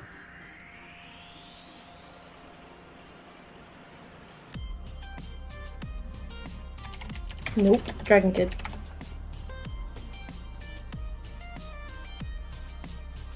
But Oh, yeah, you're solid right. YouTube videos on a bunch of different builds and just other Lancer stuff. Very funny build videos though, for like talking about the different frames. Hello, Rather. viewers. Oh, yeah. I'm Dragon. If you are not affronted by text to or speech to text style videos, Which you shouldn't be, because the Emperor has text. If the Emperor had text-to-speech, is masterpiece artwork. It's really good. I've been binging that series lately. It is astonishing how it feels like the Emperor has like genuine emotions from that TTS voice. It does. You're like, oh man, he really does sound upset. He does. It's great. There's a funny video though. It's just like your standard Lancer mission. It's just all the mechs going in doing their crazy mech things for each of them. Like they have a Drake and it just goes in, sits down, and it just spawns shields all over itself. There's a funny moment where a mech comes in to fight everyone, and the Goblin pulls out a keyboard and just starts mashing it, and then it stops. Pulls out a second keyboard, and then starts mashing them both really hard. And that's pretty much a Goblin in a fight. It's really good. It's that scene from that one like CSI looking show of like, quick, move over, let me help you hack. Oh, NCIS. Yeah, that's it.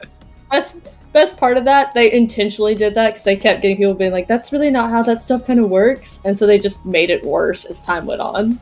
They just kept doing stupider and stupider shit. I respect that.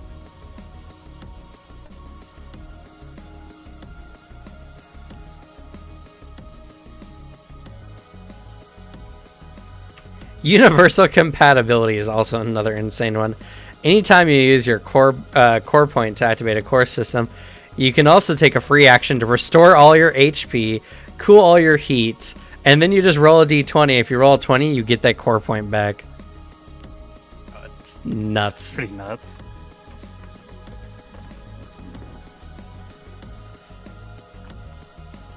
So, the only thing I will ask you all to keep in mind is that for the upcoming game on Monday, you know, even though we're all there to have fun, we want to give respect to the system. So we want to take it, you know, moderately seriously. Consider why your Lancer has the licenses that they do, what accolades they might have in field. You're a licensed level 3, so you're a Lancer that's gone and done some missions and came back either successfully or failure, you know. And to be fair, the license level doesn't have to necessarily indicate you've only done like 3 total missions. I mean, to be a Lancer in the first place, you probably have to have a fair number of accolades under your belt to even be considered, because the Lancers are like the Navy SEALs. They're like the Green Berets, whatever top military, you know, like unit you can think of. Lancers are the cream of the crop. So consider why you're at that position, why you possibly have the licenses you do, how you got access to them. We'll be doing some fun stuff. We'll be dipping into some other systems when we actually play the game. But, you know, come with interesting character ideas. It's predominantly going to be a little bit of RP, some scenes, and then probably like one combat. We'll have 3-hour session followed by a interview where you'll answer some of my questions on what you liked about the game, your character style, your mechs that you used. And then I'll post it all on YouTube, and then, you know, that'll be this channel's big review of Lancer. And if we really, really like it too much, then who knows? We might play it some more. Should I make my boy harder to kill or blow things up better? Isn't dying the goal? I mean, dying without actually dying is my goal. Just believe in Raw, clearly. Yeah. I guess it depends. How suicidal do you plan on playing? How easy is it to die in this game? Very easy, actually. So whenever you lose all your HP, or you max out your heat cap, you make either a structure roll or a overheat roll. And let's see here. I'll pull up the tables. So structure damage. 5 to 6 glancing blow. Emergency systems kick in, stabilizing your mech, but you become impaired to the end of your turn. The impaired condition means that you receive a difficulty die on all attacks and checks and saves. Makes your life a little hard, not too bad. 2 to 4, system trauma. Parts of your mech have been torn off by the damage. Roll a d6. On a 1 through 3, all weapons on one of your mounts of your choice are destroyed. On a 4 to 6, a system of your choice is destroyed. Limited systems and weapons that are out of charges are not valid choices for this. So you can't even get rid of things that are no longer useful to you. If there are no valid choices remaining, it becomes the other results. If there's no valid systems at all, this becomes a direct hit, which, number 1, direct hit. The result depends on your mech's remaining structure. If you have 3 structure points or more, your mech is stunned till the end of your next turn. Being stunned means you cannot take any actions or reactions until the end of your next turn. It's kind of ass. 2 structure points remaining. Roll a hull check. On a success, your mech is stunned until the end of your next turn. On a failure, your mech becomes destroyed. 1 structure point remaining. Your mech is destroyed. So, yeah. You don't want to roll a 1 on structure damage. And then overheating. Emergency shunts. It's kind of the same thing. You become impaired to the end of your next turn. Destabilized power plant, though.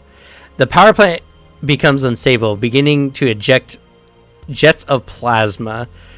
Your mech becomes exposed, meaning it takes double kinetic, explosion, and energy damage until you clear the status. And then melts down. Depending on your amount of stress remaining, 3 or more stress, your mech becomes exposed. 2 stress, roll an engineering check. On a success, your mech is exposed. On a failure, your reactor begins to melt down after a d6 of your turns. A reactor meltdown can be prevented by retraining the engineering check as a free action. And then 1 stress, your reactor melts down. Reactor meltdowns explode, and they will probably kill your pilot, if Just not flash cloning. surrounding mechs. Okay, so I'm probably going to be pretty suicidal then. Probably go for some survivability. Yeah, I'll go with the lesson of transubstantiation. Ah, yes.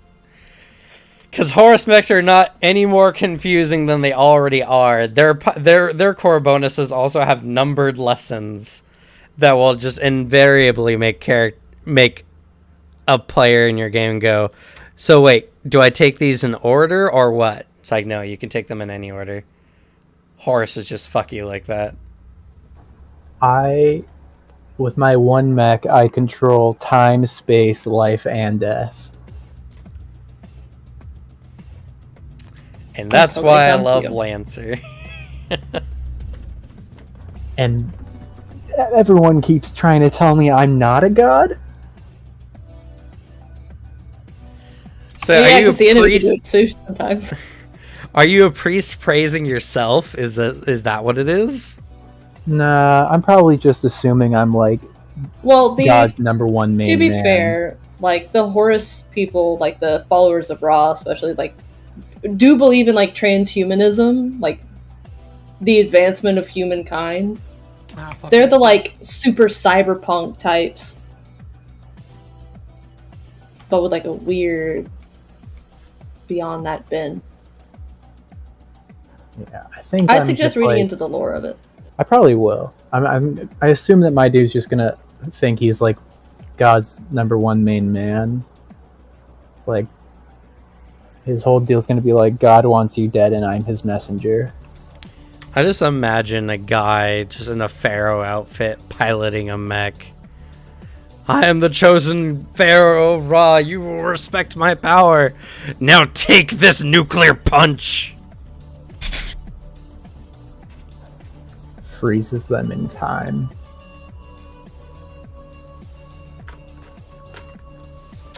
Also, I gotta say on stream here, this art is badass, and it has the Lich on it, surprisingly, and his goblin cohorts. Yes, Right, love the doesn't look. add to your tech attack, right? I think that's just to your It regular does. weapons. It does. Yes. Oh my god. What does grounded mean? Grounded? Yes. Because my mech has, whenever I use its core power, for the rest of the scene, all allied characters and sensors gain the benefits of grounded. That might be a new one. I don't remember seeing that.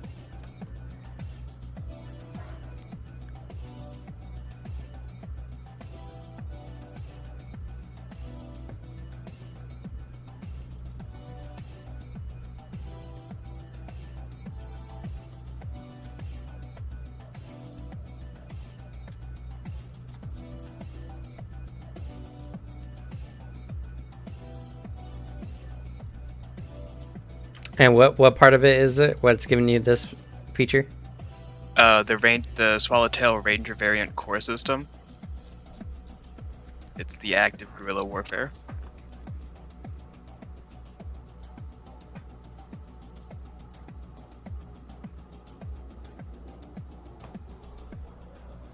It's your passive.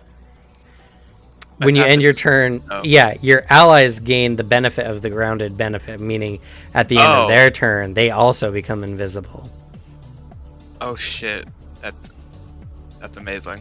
As long as they're within your sensor range, but your sensor range is literally dumb. it's 20 hexes. Yeah. So that's amazing. Holy shit. It's so good. Yeah, the core systems for all the mechs are nuts. A lot of them are fight changing. That's why you only get one of them per like day or per mission.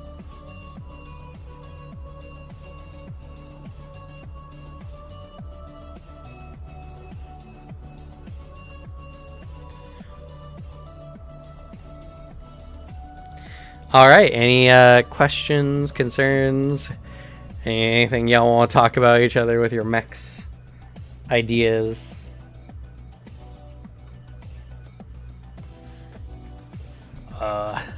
What? Everybody's I could say we have so much synergy in the party already. It's really funny. How far do sensors go? Like, whatever your sensor range is. Depends on Yeah. your mech. that's just a number to me.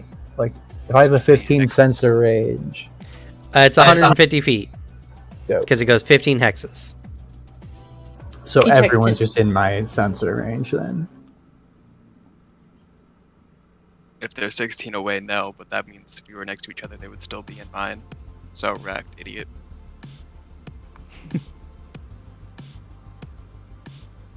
What's everybody's mech name and call sign?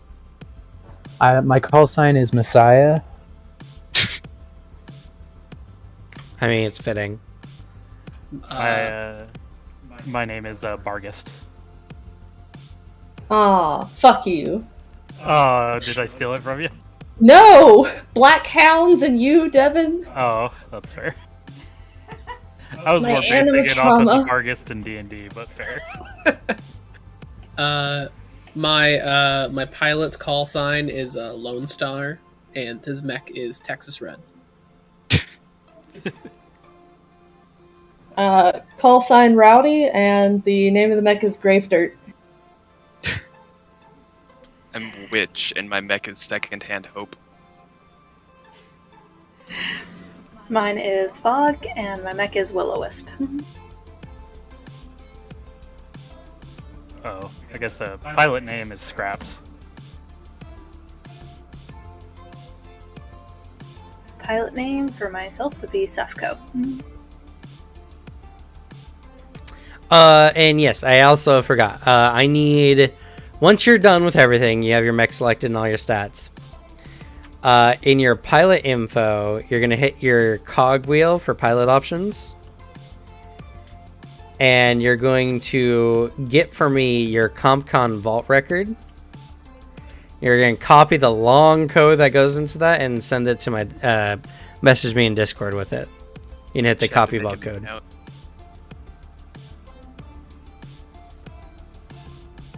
You should make an account. It'll save your info. I didn't think about this. Could you run that by me one more time? How do I do it? I'll bring it up on stream so Okay. y'all can see. Thank you. So under your pilot, select your pilot, go to the little cogwheel down here,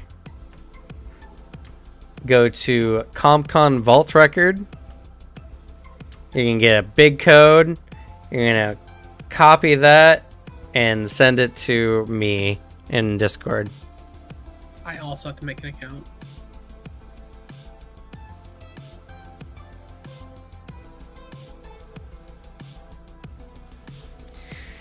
This way, again, one of the great things about CompCon I really like is it has an encounter builder.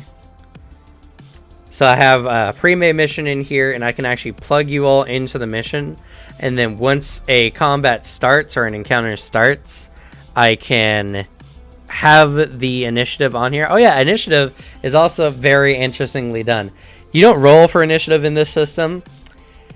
The players start by selecting one of their members to go first, and then I select one of the NPCs to go first, and we continue to alternate until we run out of units.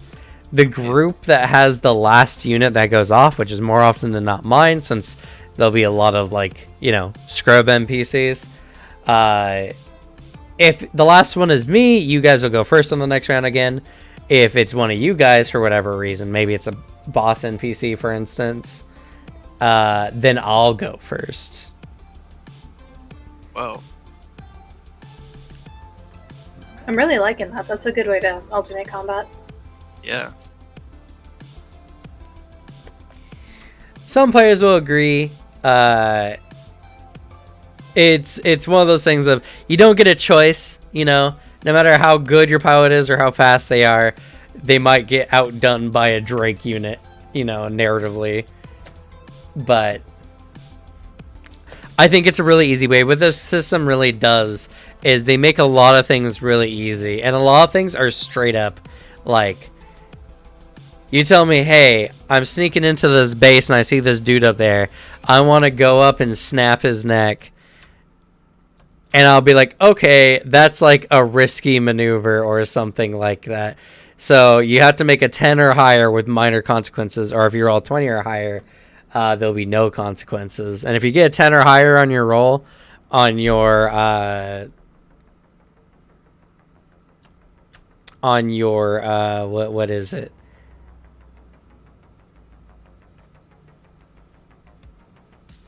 Take someone out trigger.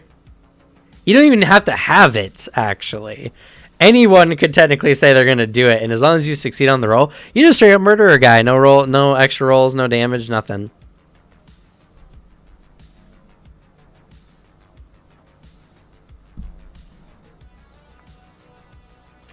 No, that is not correct. Okay, yeah, I was really confused. I don't know how to fix that. You have to sync up your stuff, which you go to... I think it's in the same category. Where is it? I remember seeing something about it. Oh, okay, I fixed it. I just had to. I did it. It's in the top right. Click save changes to your cloud account. Little cloud. I did that, but I had to refresh the page. Okay. Question. Possible answer. Do I want the lock-on target weapons? Are those good? It depends. What do you mean? Like, I'm trying to figure out if I should take a missile rack or whatever, the Nexus Light or whatever, that lock-on missile thing. The Nexus lights? The Nexus Light. It's like a lock-on self-guided missile.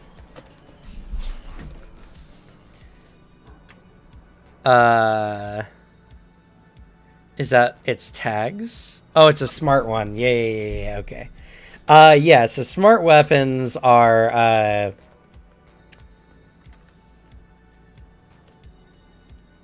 smart weapons go against the target's E defense rather than their evasion. So the long and short of it is, if a mech doesn't look too high-techy, this will probably be more accurate than trying to hit their evasion. For instance, actually, Suzanne's mech's a really good example of this one. Suzanne's mech has stupid high evasion, but its E defense is kind of garbo. This weapon would target Suzanne's mech's E defense and be much more likely to hit. So I should take Nexus in case I ever have to murder Suzanne. Good luck catching me. Don't you only have like one weapon mount on your mech? I have like my main one and my one auxiliary one, yeah. Okay, you have two. So yeah, I mean, it's good to have a nice secondary one.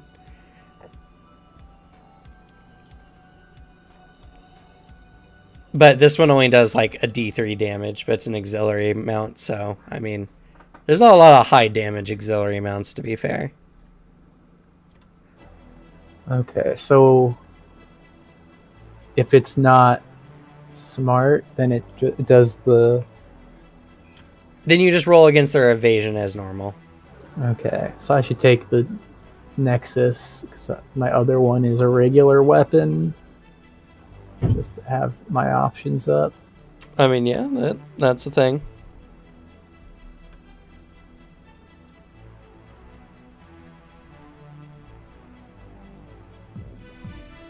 Okay. I think I'm kind of happy with where my build's going. I can't wait to see. I was talking to Suzanne the other day. I'm like, whatever Booter's gonna pick the strangest mech. Did I live can't up to anticipate. expectation? Yeah, kinda. I'm gonna play a blow myself up Lich build. So Yes. I'm so happy that this is the reputation I've built up. I was worried at first that I wasn't, because I was struggling in like the first 3/4 of making it, that I couldn't. I was worried I wouldn't be able to get enough explosions in and would end up going like basically full support. But I'm getting the explosions in here now. It's working well. oh no. Oh yes. Oh yes.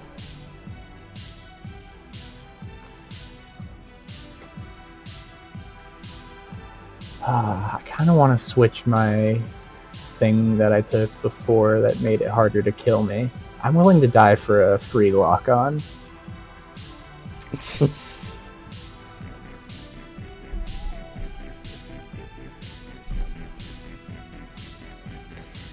So don't forget to get those codes into me at some point once you're done with your mechs.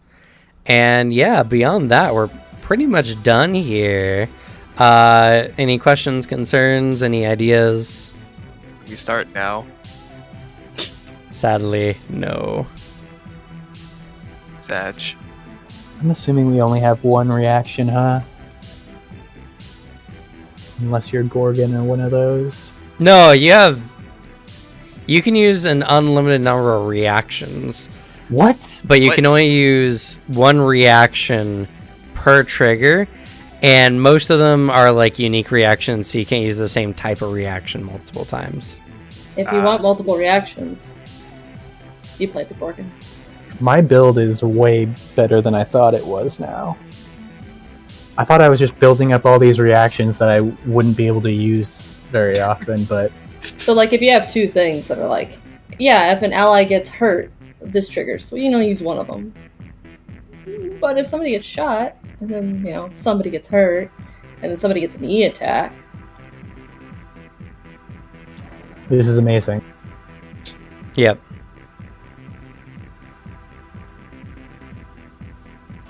God, I still love that the Goblin has a reactive code that is like, oh, you want to tech attack me? Let me ruin your life. I love it. The Goblin combined with anything is terrifying.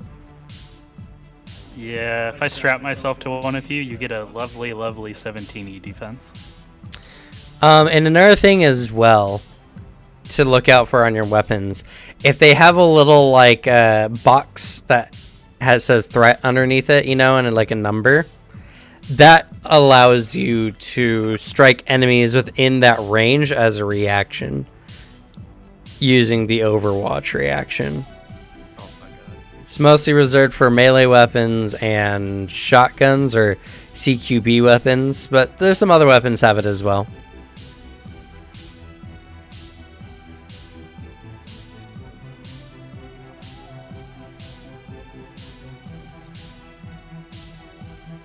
Shit, I can get a +4 on my attacks. My flex mount guns. I have a normal +2. Both of them are accurate, and then I have the what's that? It was crack shot. That allows me, if I take aim or steady aim, I gain +1 accuracy on all attacks. It's that's not how accuracy works. When you get the +1 accuracy dice, you roll a d6.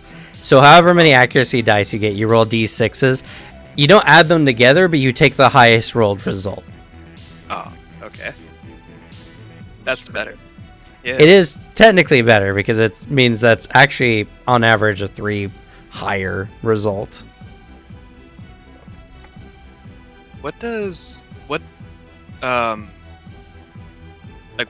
How's an attacker critical? You critical when you roll when you get a result of 20 or higher. Oh. Okay.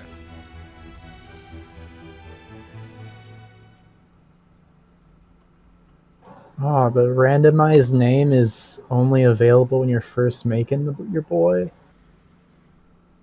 Yeah. Guess I'm sticking with Emrola Conselman. You can just find a different randomizer or just name Nope. them. You can still You could just change it.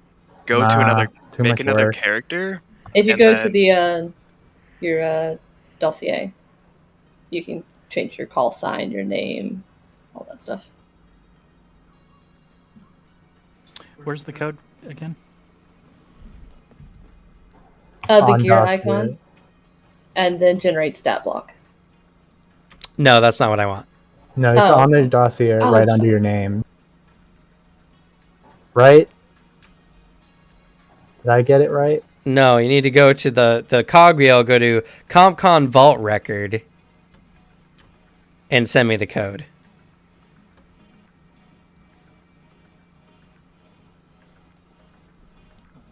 And that's under your pilot's info.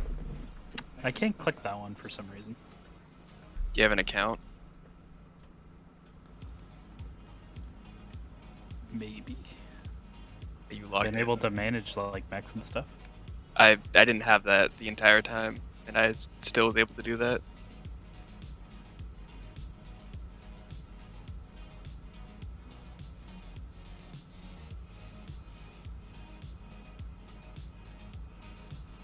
So I'll pop it up here on screen again for those who have not seen it.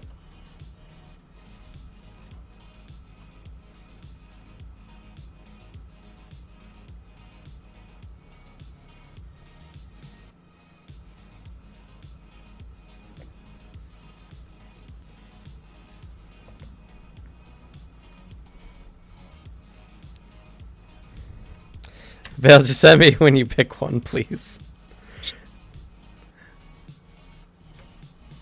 Unhelpful DM, not working with me to help me pick. I write you paragraphs. They're both good though. It's literally. Do you want me to flip a coin? I'll flip a coin for you. That's what you really No. want. It doesn't have enough meaning to it. They're both good though. I don't know what more you want from me. Vale, go with that one. I'm not looking at one right now, so that didn't work. Does blow something up apply to shooting people with explosives? Those are your skills when you're out of your mech. Yeah. Okay. So you as a person running around, if you're good at explosives, you would have that. But if your mech just uses explosive, that is not relevant. Do I need to specifically have explosives to make use of this? Just get a grenade launcher. No, because it specifically says you can improvise explosives. Learn to read. It doesn't say that where I'm looking. I didn't click it open. Cringe. Anyway, those are all narrative things, and while we'll have a little bit of narrative stuff, it's not overly important. Well, I'm maxing out my blow something up, so That's fair. Again, characters have some similar interests. Though, you're a bit of a freak. yeah. Yeah, like, if we have a Horus mech, someone's just gonna be like, "Oh man, what'd you do to get that thing?" You know how that human thing, if like you bump into like a door jam and you say sorry, and then the house turns out to be a sentient horror piece set, but it doesn't kill you because you were nice to it that one time? No. Yeah, but a mech. Ah, And then they That think about all the times they've kicked their mech when it's not working, or like slapped a computer a couple times. Oh, that's an actual code. Okay. what? Is it ERR : perform manual sync and retry? Yeah. No, you have to go to the click out of that, and then top right there's going to be a cloud with like the 2 arrows in I a see. circle, and then refresh the page and then do it. Oh, okay.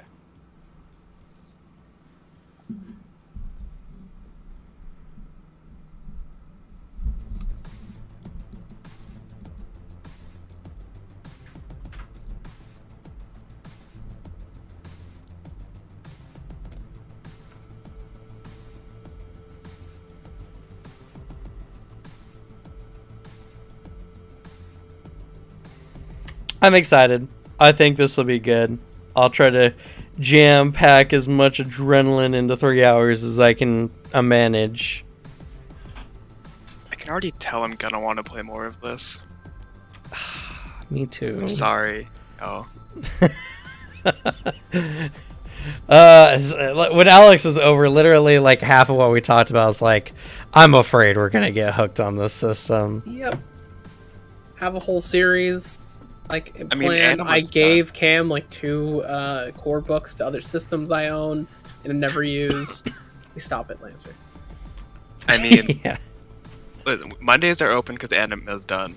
We can just start playing Lancer.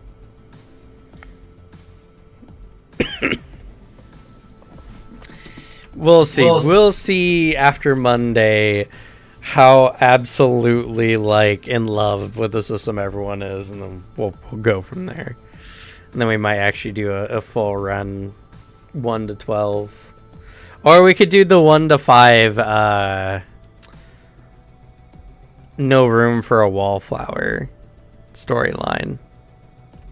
I've heard the good things. I've intentionally kept myself away just in case I ever like get desperate enough to crawl through the Lancer Discord, which, by the way, they have one of my favorite things I've ever seen in a Discord server.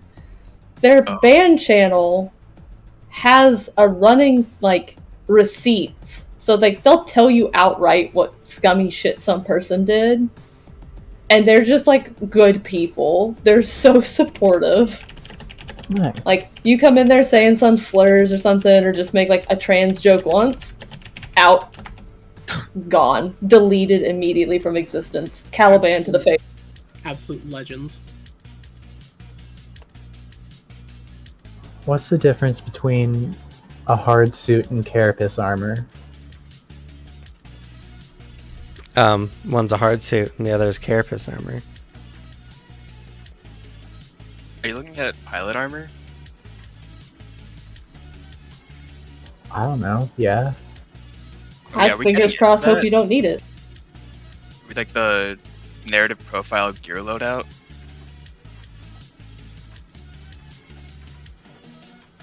Looks like carapace armor has 1 less HP bonus. Yeah. Well, that's it. Oh,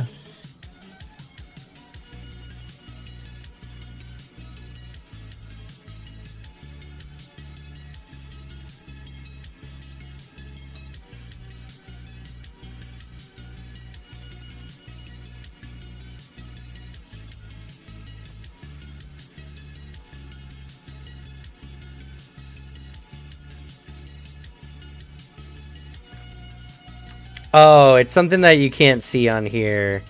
But all carapace armor has resistance to energy damage. Ooh.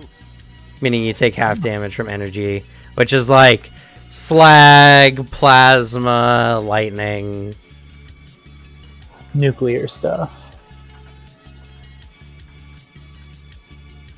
Need a lead suit for that one. Nah, the nuclear specialist or whatever turns a lot of your stuff into energy damage. Fucked up. Then again, there's also, mechs that are just like, hey, so I have a nuclear reactor inside. Would you like to see it? And then it opens it. Oh my my Lich God. does that now. Yeah. My Lich also does that. It's great. Oh, that's an interesting mech idea. An overheating Lich build. I can just imagine a twitching, burning Lich mech bouncing all over the place, constantly just bringing itself back from the brink of, exploding. I'm sort of going into that. Heavily spec into Nuclear Cavalier. I See, did. that is exactly how you get a Sherman's respect. Because a Sherman's basically like, hey, so I'm going to keep myself on the edge of exploding at literally all times. Would you like some burn damage? Because I'm taking burn damage. Would love to share. I'd love bird damage, yeah. I Yeah, maxed out my I- nuclear cavalier. I'm really interested to see how your Lich actually operates. Me too, because we'll both be figuring out if this works or not. we'll find out at the same time. Is it Probably gonna the work? hard way. Yeah. But I have a few shots at it to figure it out before I die for good. Oh, and I guess for anyone who might have been listening up until this point who is wondering why, I'm starting a whole bunch of people new to the system at license level 3. I want to see all the systems. I want my players to mess around with all the mechs. And we want to actually show the system off. So, if, it's just... While it may not be the best for learning the system, I have confidence in my players, or at least myself, to get everyone through it. And license level 3 gives you access to core bonuses. You will have access to at least one mech, hopefully. That, or I guess a really badass Everest or a Samara mech, which are the 2 default mechs you start with at license level 0.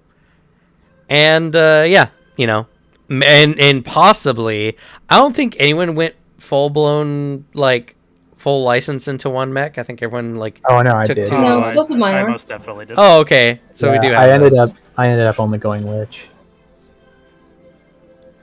I did have one split build, but I like the other 2 more. I wanted to have options. I wanted to I do have a other lot of ones. hacking options. I wanted to do other ones, but I decided to go harder into the support of Lich. But yeah, if we all decide to, I would be more than happy to run a no room for a wallflower 0 to 5 game if we all love the game a lot. So Fair. and that's an interesting campaign book because it takes place on Hercian, which is a big jungle planet full of all kinds of ruins and lots of big bio antagonists. Hell yeah. It would be great for an atlas to run around in, that's for sure.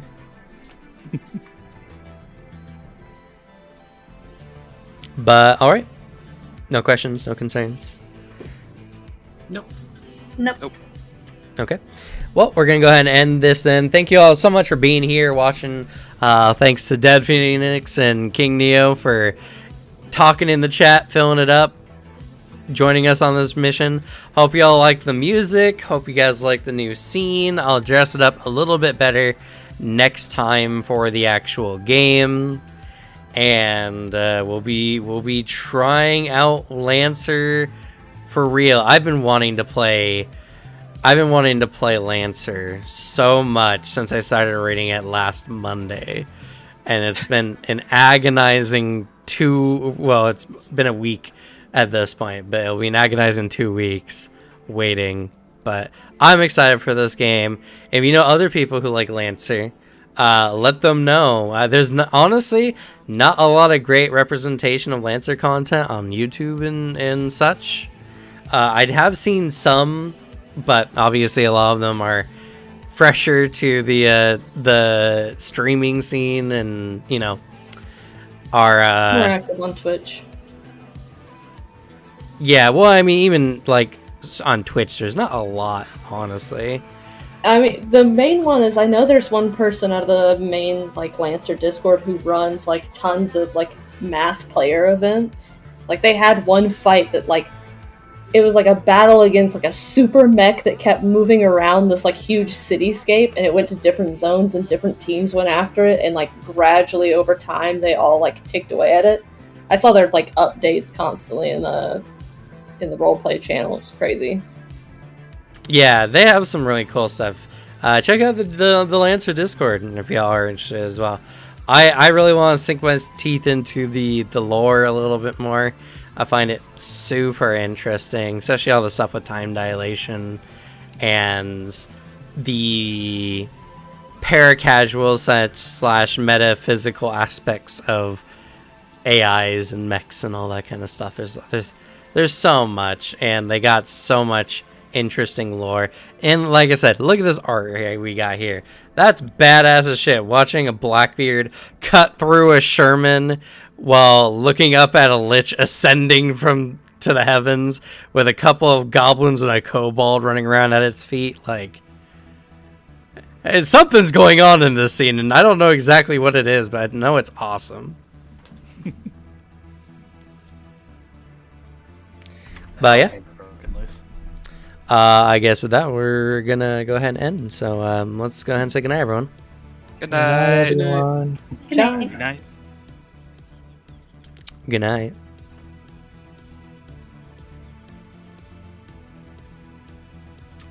Wrong scene. All right. Who?